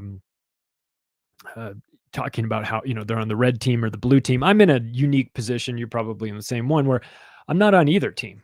It's just, people say, well, that's very convenient. No, it's very inconvenient, actually. Both sides hate me. Nobody likes me. Nobody wants, a very small segment of the population knows that I'm anti-government and I have huge problems with the way that society is currently structured. And so I don't get any love from either one of them. So yeah, I make fun of the red team and the blue team. And so what I found was that it was great getting feedback on that book, because I went on a show that was primarily right leaning to promote it, and I looked at the numbers afterwards, and sold a ton of books, and the messages started coming in. I started to get the messages coming in. You MFer, you think that Trump is a bad guy. Trump is doing this. And it's like, oh, I see. You didn't know that I was going to be making fun of both sides, did you? You thought you were buying the book that I was just going to unload on the Democrats, which I did. Double-barreled, right? But you thought I wasn't going to talk about your guy. And it's like, no, I'm an equal opportunity offender. And I brought my receipts. I brought all the documentation I need. So you want to bring it up with me? Why don't you go look at those footnotes? Why don't you go back and reread that thing? Trump would have never said that. Here's the interview where he said it. I got him on camera saying it, man. What do you want from me? I brought the goods here. So I found that was a book that was that sort of eased, I call it conspiracy lubricant, right? It would ease you into it because of the humor, because you could get a good laugh out of it. You weren't so like dogmatic and reflexive. I mean, some people, every now and then you get somebody that would get really triggered by it, but most people found the humor to be it's something that sort of eased them into it. And I put a quote actually in the Octopus book, the first book, that I kept in my mind when writing the third book, which was that it was a quote from Jon Stewart from The Daily Show. And he was talking about how it was a quote from Joe Rogan talking about Jon Stewart. And he was saying, I always liked The Daily Show because Jon Stewart had a way of explaining. He would make fun of a news event in a way that I thought was hysterical. And it delivered the information to me in a way in which I could process it. So I was getting a news story and I was getting humor at the same time. And Joe Rogan realized that was the way he liked his news delivered to him, with a bit of humor. And so I thought about that with Hypocrazy. Like, okay, I'm going to need to deliver some bad news with a sense of humor in a way that I think people will be okay with. And so that was the thinking behind the third book and that one came out in 2021, and right in the heart of the COVID era. And COVID was one of the hypocritical components of it too, one of the pillars in there. And there was a lot of hypocrisy going on there, shutting down the world for something with a 99.98% survivability rate. I put it in context in the book. If you took a math test, if you were in high school and your teacher gave you a math test and you got a 99.98% on it, would you ask for extra credit? Would you do that if the best you can do is 0.02%, right? Extra, because the most you could do is get 100%. Would you ask for extra credit? Of course not. That'd be crazy. Why are you asking for vaccines? Why are you asking for extra credit on this when you've got a 99? Just so you know, we need to say jabs and boogeyman virus and that kind of thing. Yeah. Once here and there, it's not a big deal, but yeah. Yeah. Okay. I'll tone it down. But I forgot to joke. My point was that if you took the fear out of everything and just looked at the math behind it, it didn't make sense. And so I wanted to deliver that message in a way that was sort of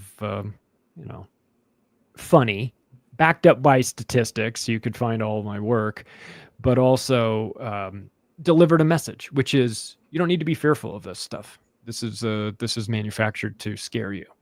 So. Yeah, beautiful. That's amazing. And I want to go also back to your point about being on no team and equal opportunity targeting, or whatever, however you frame that. And so my talk at Anarchapulco this year was on the marriage of opposites. So, this is exactly, it doesn't matter what arena you're in or what flavor they're going to paint the opposites with. That's the strategy, to get you on this pendulum and it's usually framed as one or the other. And in your own consciousness, you frame it that way. That's when that mechanism that I'm sure there's some good reason that we are so apt to do that it's there, it's a mechanism that we want to be. Maybe there's a simplicity to it, or it maybe through evolution, it became much more efficient as a way to be with things that were benign. And then it was turned into something, more of a malignancy in the blue or the reds or the Catholics or the, Protestants or the, whatever teams there were. Then this is something that you can find as a mechanism inside yourself and dissolve in not a lot of time. It's just the recognition of it, and then the willingness to have the courage and to have everybody dislike you. It is the big, threat behind that. That's what took me the longest to figure out, is to recognize when I'm walking into a trap or walking into like an argument where you're either on this side or you're either with us or you're with the terrorists, as George W. Bush would say, right? You're either one or the other. Like, you got to be on one side or the other. Yeah. Like, well, I'd like to not be on either side. How about that? Well, you can't do that. Well, I'm going to do it. And when I feel like I'm being pushed into supporting one side or the other, in the past, I might not have recognized that. I might not have known what was going on. Now, because I'm aware of it, it's less impactful. It's less. It doesn't work against me as well. Not always, of course, but not as well as it did in the past. Now I recognize, they want me to feel a certain way about this. I just mentioned this on my podcast, that my social media feed wants me to feel a certain way about a certain group of people. And I can tell that, and I'm fighting the urge to feel that way, but I can tell that by what is being sent my way. It's like one horrible thing after another being done by this big group of people against another group. You keep seeing over and over and over and over again. And I go, I'm not even interacting with this stuff. Why is it being sent my way? It's certainly, if I were to be objective about this, it feels like they want me to hate this group here. And they're showing me things that are hateable. Yeah. And so it's not like it's totally out of left field, but now that I'm aware of it, it's kind of like amusing. In a scientific sort of way. Now I'm watching for it. Now I'm actively paying attention for how do they want me to feel about this particular group, and if I allow myself to feel the way that they want me to feel, then I lost, because I've been fallen into that trap. And so to be aware that there even is a trap, I think is maybe the first step that most people don't really even find. But then once you know that they can get you feeling that way, then you look for the signs of it, and you go, there it is. They're trying to, ooh, they almost got me. I watched that entire video. Those kids were all beating up that one kid. You know what I mean? And you see it and you go, ooh, it's tempting to want to say, I can't stand what they're doing. And it's all those people, right? And then if you fall into that, it's like, they got you. Exactly. Yeah. Someone said, Solomo said about our reactions, and having been in the marketing world, I think gives us a leg up here too, because you can see, say, if I'm taking something in, then, and I'm getting an emotional reaction and I'm crying. Like I remember with the truckers convoy around in Canada, it was very emotional. It was like, we're winning. We're finally winning. You know, like that, it was all crying and all this. And then it was like, oh, wait a minute. Why am I all activated and worked up like this? What's my reaction about, and I'm in the habit of letting all of that go, and then like, oh, controlled opposition, and they want me to feel exactly like this about that. And I think what you're pointing to also as a writer, being a creator and a content creator, is that if you're in that role of only consuming, and then consuming becomes a voracious thing, like you go looking for the next podcast, the next post, the next, you're eating it up, and then you're kind of sunk, because all you're doing is being a sponge for every, could be sheer propaganda, and mostly is. But if you've made yourself into a busy creator, and you got a whole lot of sticky notes to crumple up and throw in the garbage, and then you're like, yeah, I really want to watch that, but I don't even have the time for that. This is the time now for creating. Then you become much less vulnerable. True. And then I've noticed how the more I do that, people will still send me stuff. They'll send it into my in my King Hero chat on Telegram, or whatever, post it somewhere that I'm going to see it in my world on my post or something like that, because I'm not going out looking for stuff. And then it becomes much more obvious, like, oh, there's a desired effect. Oh, why did they deliver this news with spooky music in the background? I'm so mad at, I just want to say to anybody who's actually got something real to share, don't add spooky music. It takes the credibility out of the whole thing. It doesn't add to it. You're just manipulating people's reactions, and then you steal the possibility of them having an authentic reaction to facts. This is exactly why I bought Activist Post, because I'm so tired of the mainstream media and even the alternative media to some point, or as David Icke would call it, the mainstream alternative media, the sort of new captured media. Yeah. I don't need to be told how I should feel about a particular event. Just give me the facts. Just give me the news. Tell me what had happened, who's involved, what the statistics are about it. Just give me it. I'll be in charge of how I feel. I don't need a laugh track for my news. Yeah. I don't need to be told when to laugh or when to be angry or whatever. And that is, unfortunately, if you're getting your news from the mainstream, they want you to feel a certain way. They want you to be angry, or they want you to be happy, or they want you to see one group as less than, or however, whatever the topic is, they're trying to get a reaction from you. And part of it is we're trying to make this television program or this website sticky and get you to stay around longer because the advertisers benefit from it. And I get that. If it were just that, I could understand it coming out of a marketing background and working at an ad agency like I did during 9/11. I could almost understand it if it was just the marketing part, but as we know, the intelligence agencies are all over the news. And so they want you to feel a certain way because they want you to take that information out and then vote based on that, or vote with your dollars based on that, or whatever. They want to manipulate you in a certain way.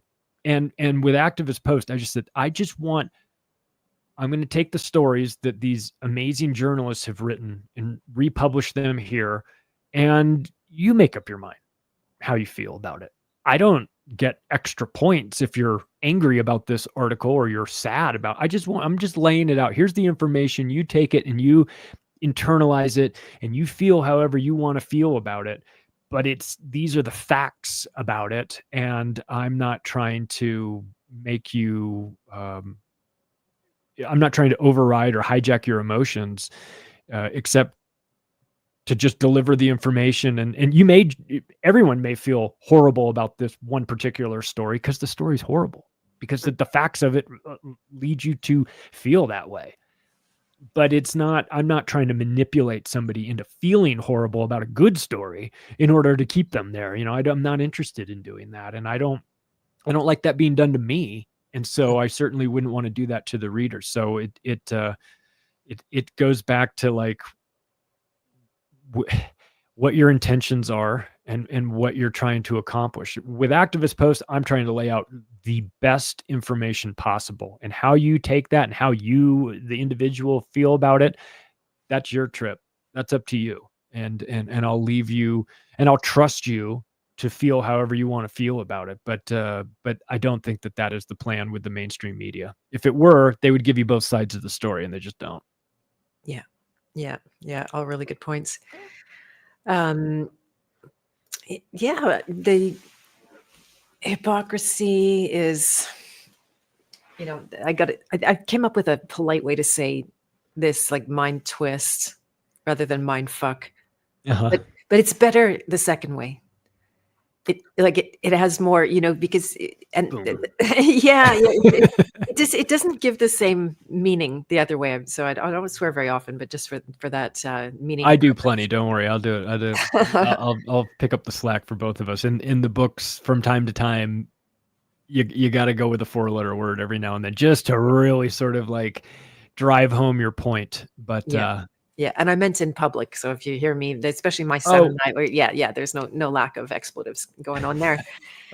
But the hypocrisy where you're literally trying to, and some people operate on a daily basis in their relationships, and they're surrounded by people that are duplicitous, and it can be completely unconscious that they don't know that what's expressed and what's done what's expressed through their actions is a complete mismatch to what's going on inside them. And then it's easy to call them hypocrite and call them out. Now, do you think hypocrisy implies some conscious intention, or can it be done unconsciously as well?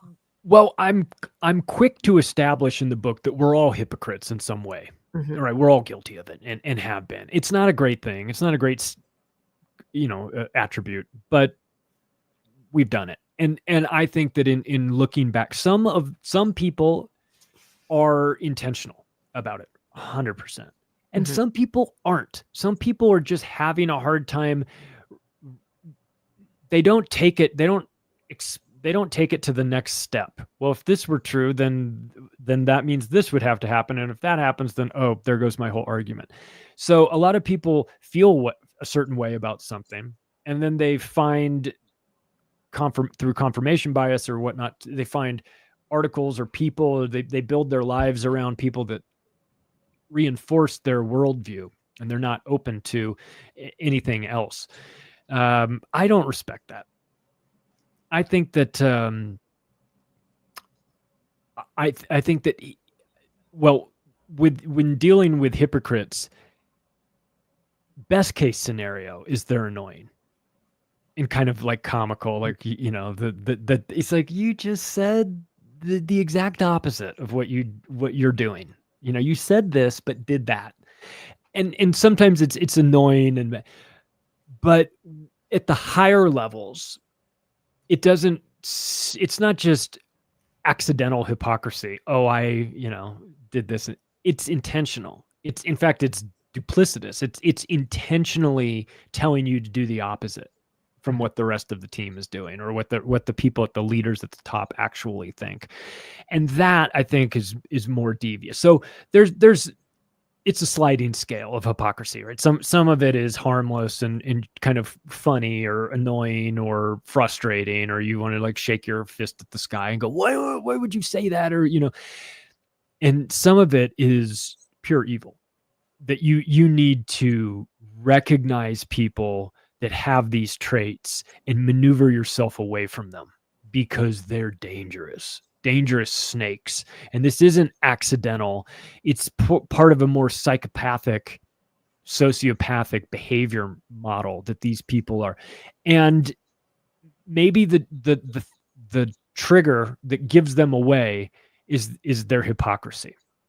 But it's for the ones that are truly doing this as intentionally to deceive you.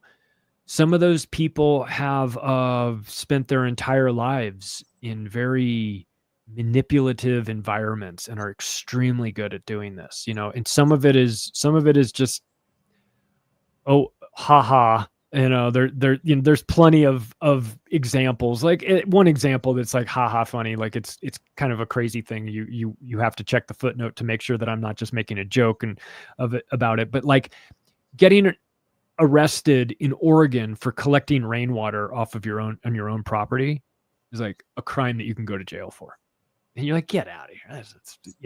And how they're like, oh, but they're the greenies. Like we got to take care of the environment. Well, I'm collecting this rainwater. It's like, oh, well, you're taking it too literal. So we're going to take you away in handcuffs. And then you go, what? So some of it is kind of funny like that. The other side is, we want you to die for your religion and go to battle, go to war with another country on behalf of this God that we all believe in. And then you get up to the higher levels and you realize those people don't even care about that God. They're just using you. They're manipulating you. So some of it is laughable, and some of it is downright diabolical. Heinous. Yeah, exactly. I like your sliding scale. Yeah.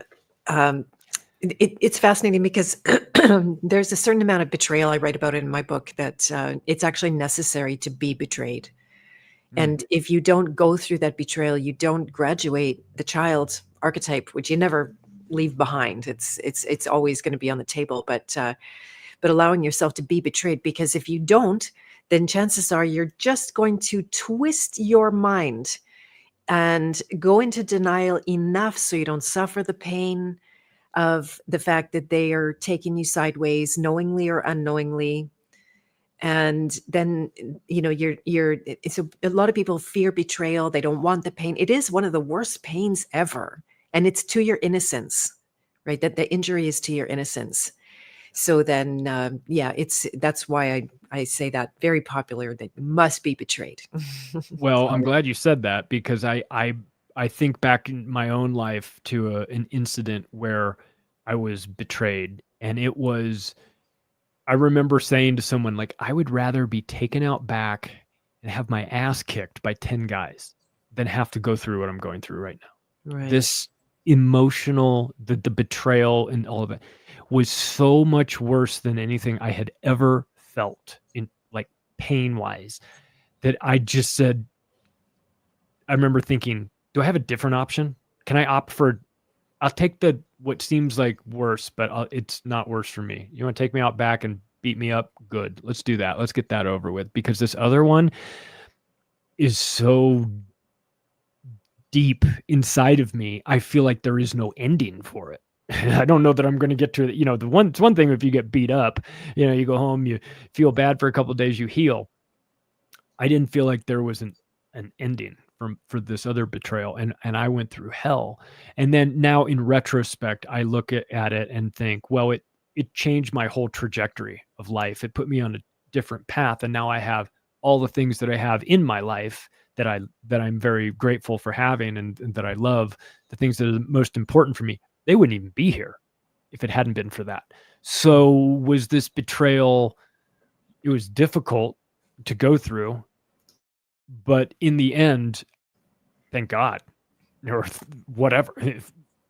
I'm glad I had to go through it, because it now put me into a world where I am now, and I'm happy to be where I am. And it wouldn't have been, so that sort of perspective is tough when you're right in the middle of it. You're right in the middle of it, and somebody pats you on the back and goes, "Don't worry, man. In 15 years, you'll be begging that you'll be grateful that this happened." You go, "Really? Doesn't feel like it now." Shut up. Yeah, shut up. Yeah. Like, can we have this conversation in 15 years? But like because right now I can't see it, but I think maybe that comes with experience and having to go through that. But I look back now and think of how different things would have been had that event not happened. Right. Yeah. And you made good on it, because sometimes you don't. There's no guarantee for that at all. That it's not a given. Back to your warrior. It's something that you do. You make it mean something positive in your life, and go through that, what you need to get to new places. So that's brilliant. This has been a fantastic conversation. I did want to go back, and someone I really love is in the chat talking about the convoy and controlled opposition. I just wanted to explain where I was coming from with that. We thought about this a lot, let's say, because when you started to see the signs of the engineering that was there, it's like, oh, well, is this all a fake creation of some kind? And then it was like, no, there is something organic that wasn't planned at all, and that I think controllers didn't expect to have, like, every walk of life come forward, young, old, families from, all of a sudden, people who had nothing in common, all of a sudden had this in common, trying to stave off the communist takeover of this country, which it didn't work, but it was very inspiring to see people stand up. And there was an organic compound, and that's always the way. I think they're gonna, because we're not dealing with creators, we're dealing with people who can take a creation and mangle it and twist it for their own purposes. They don't have the ability to generate in the same way that organic life nature does. And so it was both. So I just wanted to clarify, just in case it sounded like I felt it was all one way, and it's never all one way. No, that's how it goes, right? They take an organic, authentic movement and co-opt it halfway through, and then take it off course and take it out to the pasture and shoot it, or compromise it in a way in which minimizes it. Yeah, that was exactly. Yeah, that was we were really I was hesitant to be inspired by it, because it's like, oh, this is great. But I'm always waiting for the okie doke, I'm waiting for the sucker punch. They're like, okay, this is great. And maybe that's the sort of like pessimism in me, but when is it gonna all fall apart, right? Because we know that this can't go on for too much longer. It's too effective. Here come the feds. Here comes the shutdown. Here comes taking all your convoy money. Here's all these things, right? And then you feel it. You feel the air go out of the system, and you go, "Oh God, here we go again." Yeah, exactly. It's one of the reasons I created the archetypes of controlled ops, so that people could take their focus off the particular characters in the show and learn the patterns, learn the archetypal patterns, so that they can be wasting less time. That is so important to do as well, because then it's less person specific and just strategy specific. You say, well, take this person out.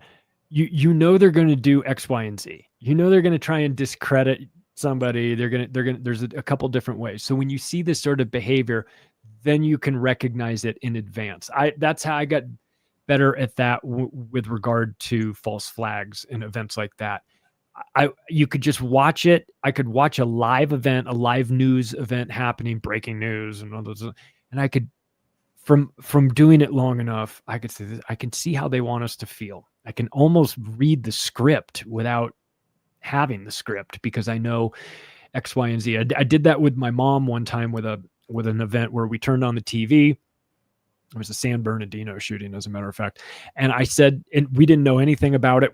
she was sitting next to me right when we turned it on. It was the same thing. I turned the volume down and I looked at her. I said, I don't know anything about this and neither do you, but I'm going to tell you 5 things that are going to happen. I said, if I tell you 5 things about this event and in the next 48 hours, you see these things happen, will you believe me that this is a false flag? She said, sure. What do you got? And I laid out the 5 things and all 5 of them came true within the next 48 hours.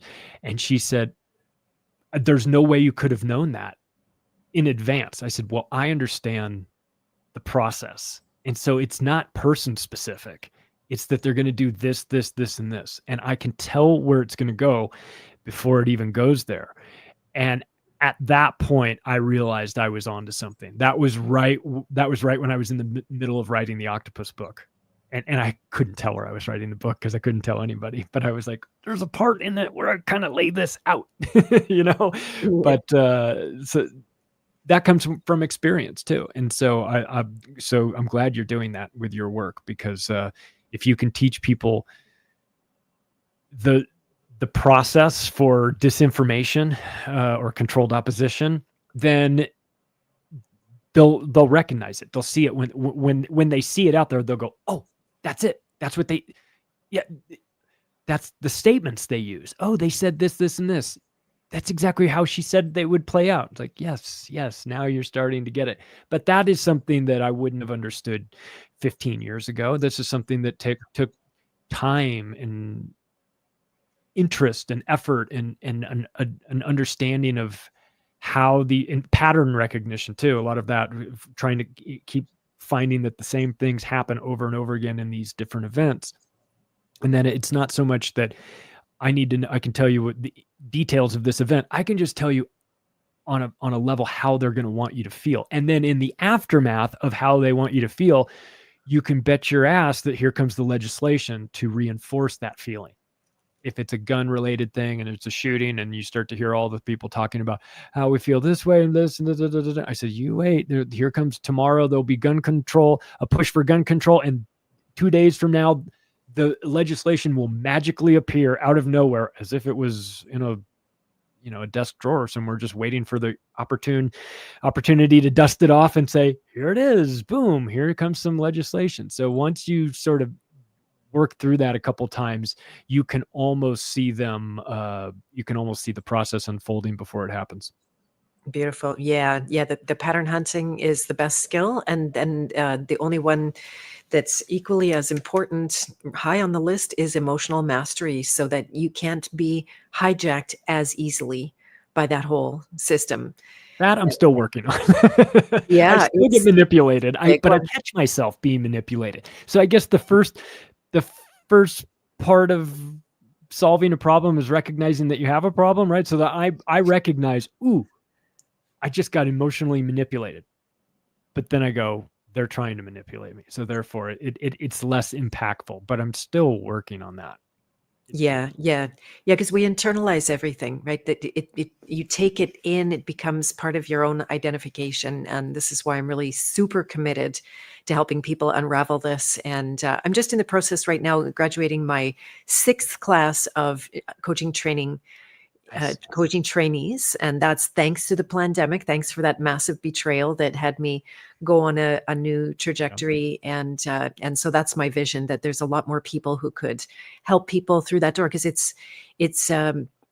can seem insurmountable, right? Like when things come over you, it feels like it has power over you, but in reality, it doesn't. And it doesn't matter if you know it helps. It's like your first step, and then what's the actual mechanics of getting your power back and not contributing or not lending it off into the unconscious realm where we are intensely controllable. And it reminds me of a quote that I put in the Octopus book from comedian Bill Hicks. He's talking about how he turns on the TV and tonight, there's another shooting and there's another war and there's all this chaos and all this trouble. And then he says, and then I open my window, I stick my head out and it's crickets. It's nothing. None of that stuff is happening near me. So I think sometimes we need to remember that that it's all very normal where you are, that and that you can turn off the TV and a lot of that goes away. And I'm not trying to say minimize or, pretend like the suffering isn't happening to other people elsewhere. Obviously, be aware of that. But to the extent that you're trying to be manipulated by it, that's something that comes with doing the work and recognizing that, and you get yourself to a point where you can see the manipulation happening. And if you can see that you're being manipulated, it's much more difficult to manipulate you. So I think being aware that there's a problem with your news sources, and that the people that are delivering that information to you want you. They're not trying to just give you information. They want to give you information that makes you feel a certain way. And once you're feeling that certain way, maybe it's fearful, maybe you'll act accordingly, or maybe you'll get into a fight or flight sort of mode or whatnot. And we saw that during 2020, where they got everybody fearful. And then what did they do when they were fearful? They gave up their rights. They gave up their sovereignty. They said, "Help me, daddy government, please. I'm so scared. You need to make the boogeyman go away." Well, we're willing to do that, but it's going to cost you some of your freedoms here. Mm-hmm. And at that point, if you've got a person manipulated to a point where they are in a fearful state of mind, they're making short-term decisions as opposed to long-term decisions, because they don't know if there's going to be a long-term. As far as they're concerned, there's bodies piling up, right? And so tell me what you need me to do. You want me to wear a mask? You want me to inject myself or something? Whatever. Tell me, just make it stop, because I'm scared. Well, if you're scared, that's the wrong place to be to make important decisions. And of course, they know that. So they manipulate us. But if you're aware that that's how they would want to control you, it takes their power away.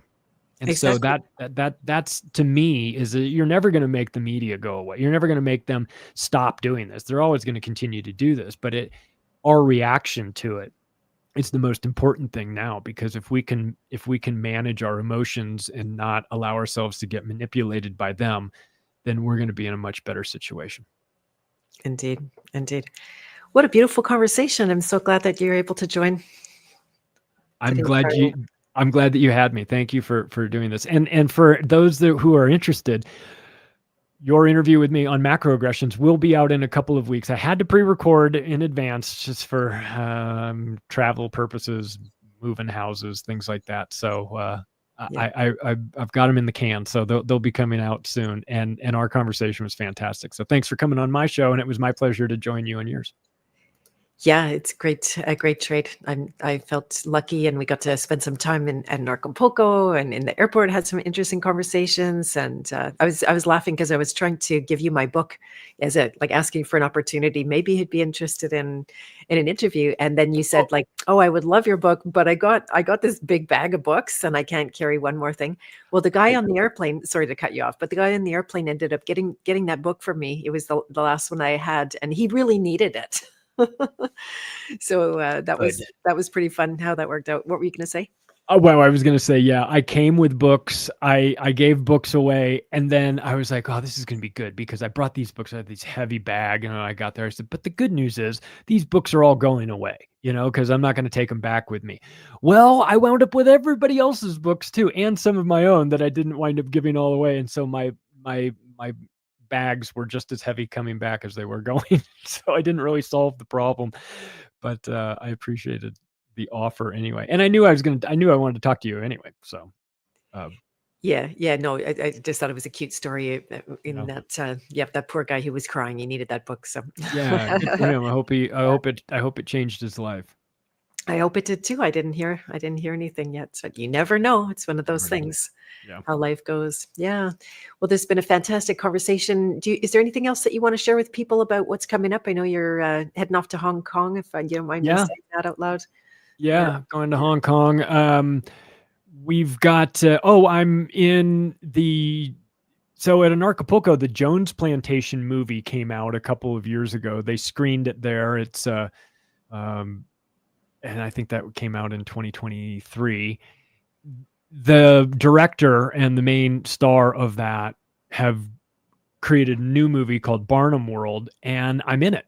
I'm in it, sort of. I'm you don't see me in it, but I'm the narrator in it, and I'm the off-camera interviewer who's interviewing this Hollywood big shot Hollywood producer who's explaining how the game works. And so that movie will be out the end of May. I think it'll be coming soon. It's called Barnum World. So I'm in a movie, which is funny. And then during Anarchapulco, there was a guy named T. Snyder, who's a filmmaker. He's made motion pictures, but this time he's doing a series of mini documentaries. So Teese was embedded with me for the entire week of Anarchapulco. So that's why we sort of had a camera crew with me the whole time, which is funny.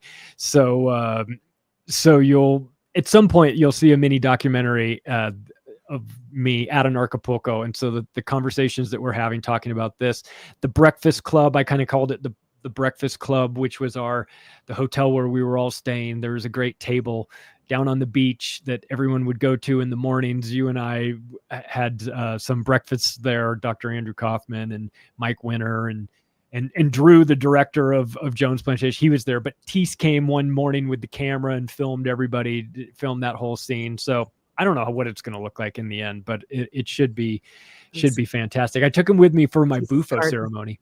I still have Teese's card here. Oh, you have his card. Yeah. Conspiracy, so pretty. Conspiracy Synergy. He did a mini documentary on the Grimerica guys. He did one on Hervore Moritz from Geopolitics and Empire, which just came out. He was in Tennessee for Third Eye Carnival filming there. He's got one on Derek Bros that'll be out in a couple of weeks, and he's got one on me that'll be out in a couple of months. So I'm just going with the flow. I'm just seeing how, back to our conversation. I don't know how to get from A to Z. I just need to know how to get from A to B. And I assume that things will present themselves at that point, and I'll figure it out. Again, I couldn't have drawn any of this up. I couldn't have written a business plan saying in year 8, I'll have a documentary guy following me around. Who would have ever dreamed up something as crazy as that? So I'm in a state of mind where I'm putting out the work and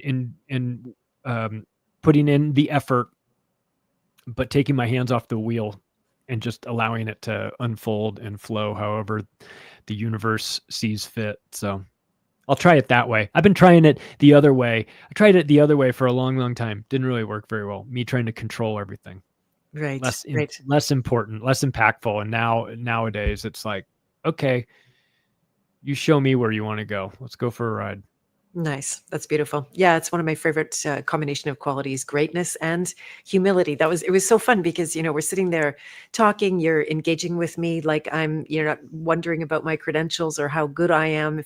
And then Teese is the guy that's following you around, documenting everything. So I just really appreciate that quality that you're putting yourself out there and then you're not full of yourself at the same time. So it's very nice. Trying to not be, yeah. I took him with me to the Bufo ceremony down on the beach in Bambuda.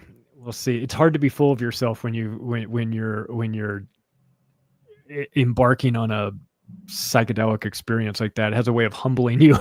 You take your attitude and get rid of it pretty quick when you present yourself in front of the universe in such a profound way.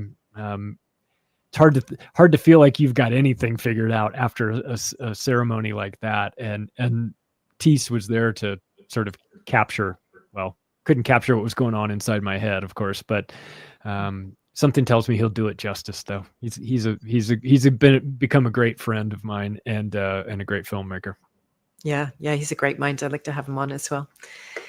Anyway, thank you so much for being here. I totally appreciate it. And if anybody would like to stay more connected, then visit macroaggressions.io for Charlie. And for me, bethmartins.com. You can see the tickers going by.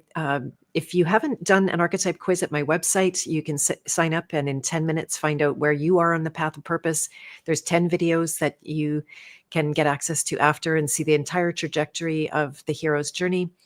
I am starting to have conversations about the next upcoming coaching training where I teach people to actually be adept at their own emotional mastery and then to help others do it with tools, with archetypes, and with solid principles that it took me 20 years to learn. And so that's what's going on in my world. Also, I wanted to mention that Daniel Roitas is coming up on Thursday evening, since he's in a totally different 14-hour later time zone. And then this evening at 7:00, I'm on Topher Gardner's podcast, Biocharisma. So I'm pretty excited about that. We're going to, if he agrees, I think we're talking about how to find your true self in the midst of chaos. Because it was a chaotic morning. So that's all I could come up with. Fantastic. I met him at Anarchapulco. Yeah, exactly. Yeah, and I've had him on a few times since then. He's a salt of the earth kind of guy. Totally. Really, really love him, just like you.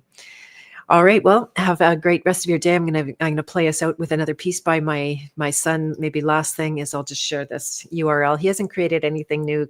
He doesn't listen to his mama. He only does what he wants. So that's all right. What can you do?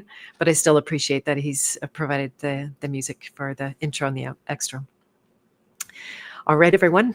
Bye for now, Charlie. And thanks everyone for joining. It's been fantastic. See you again Thursday. Bye.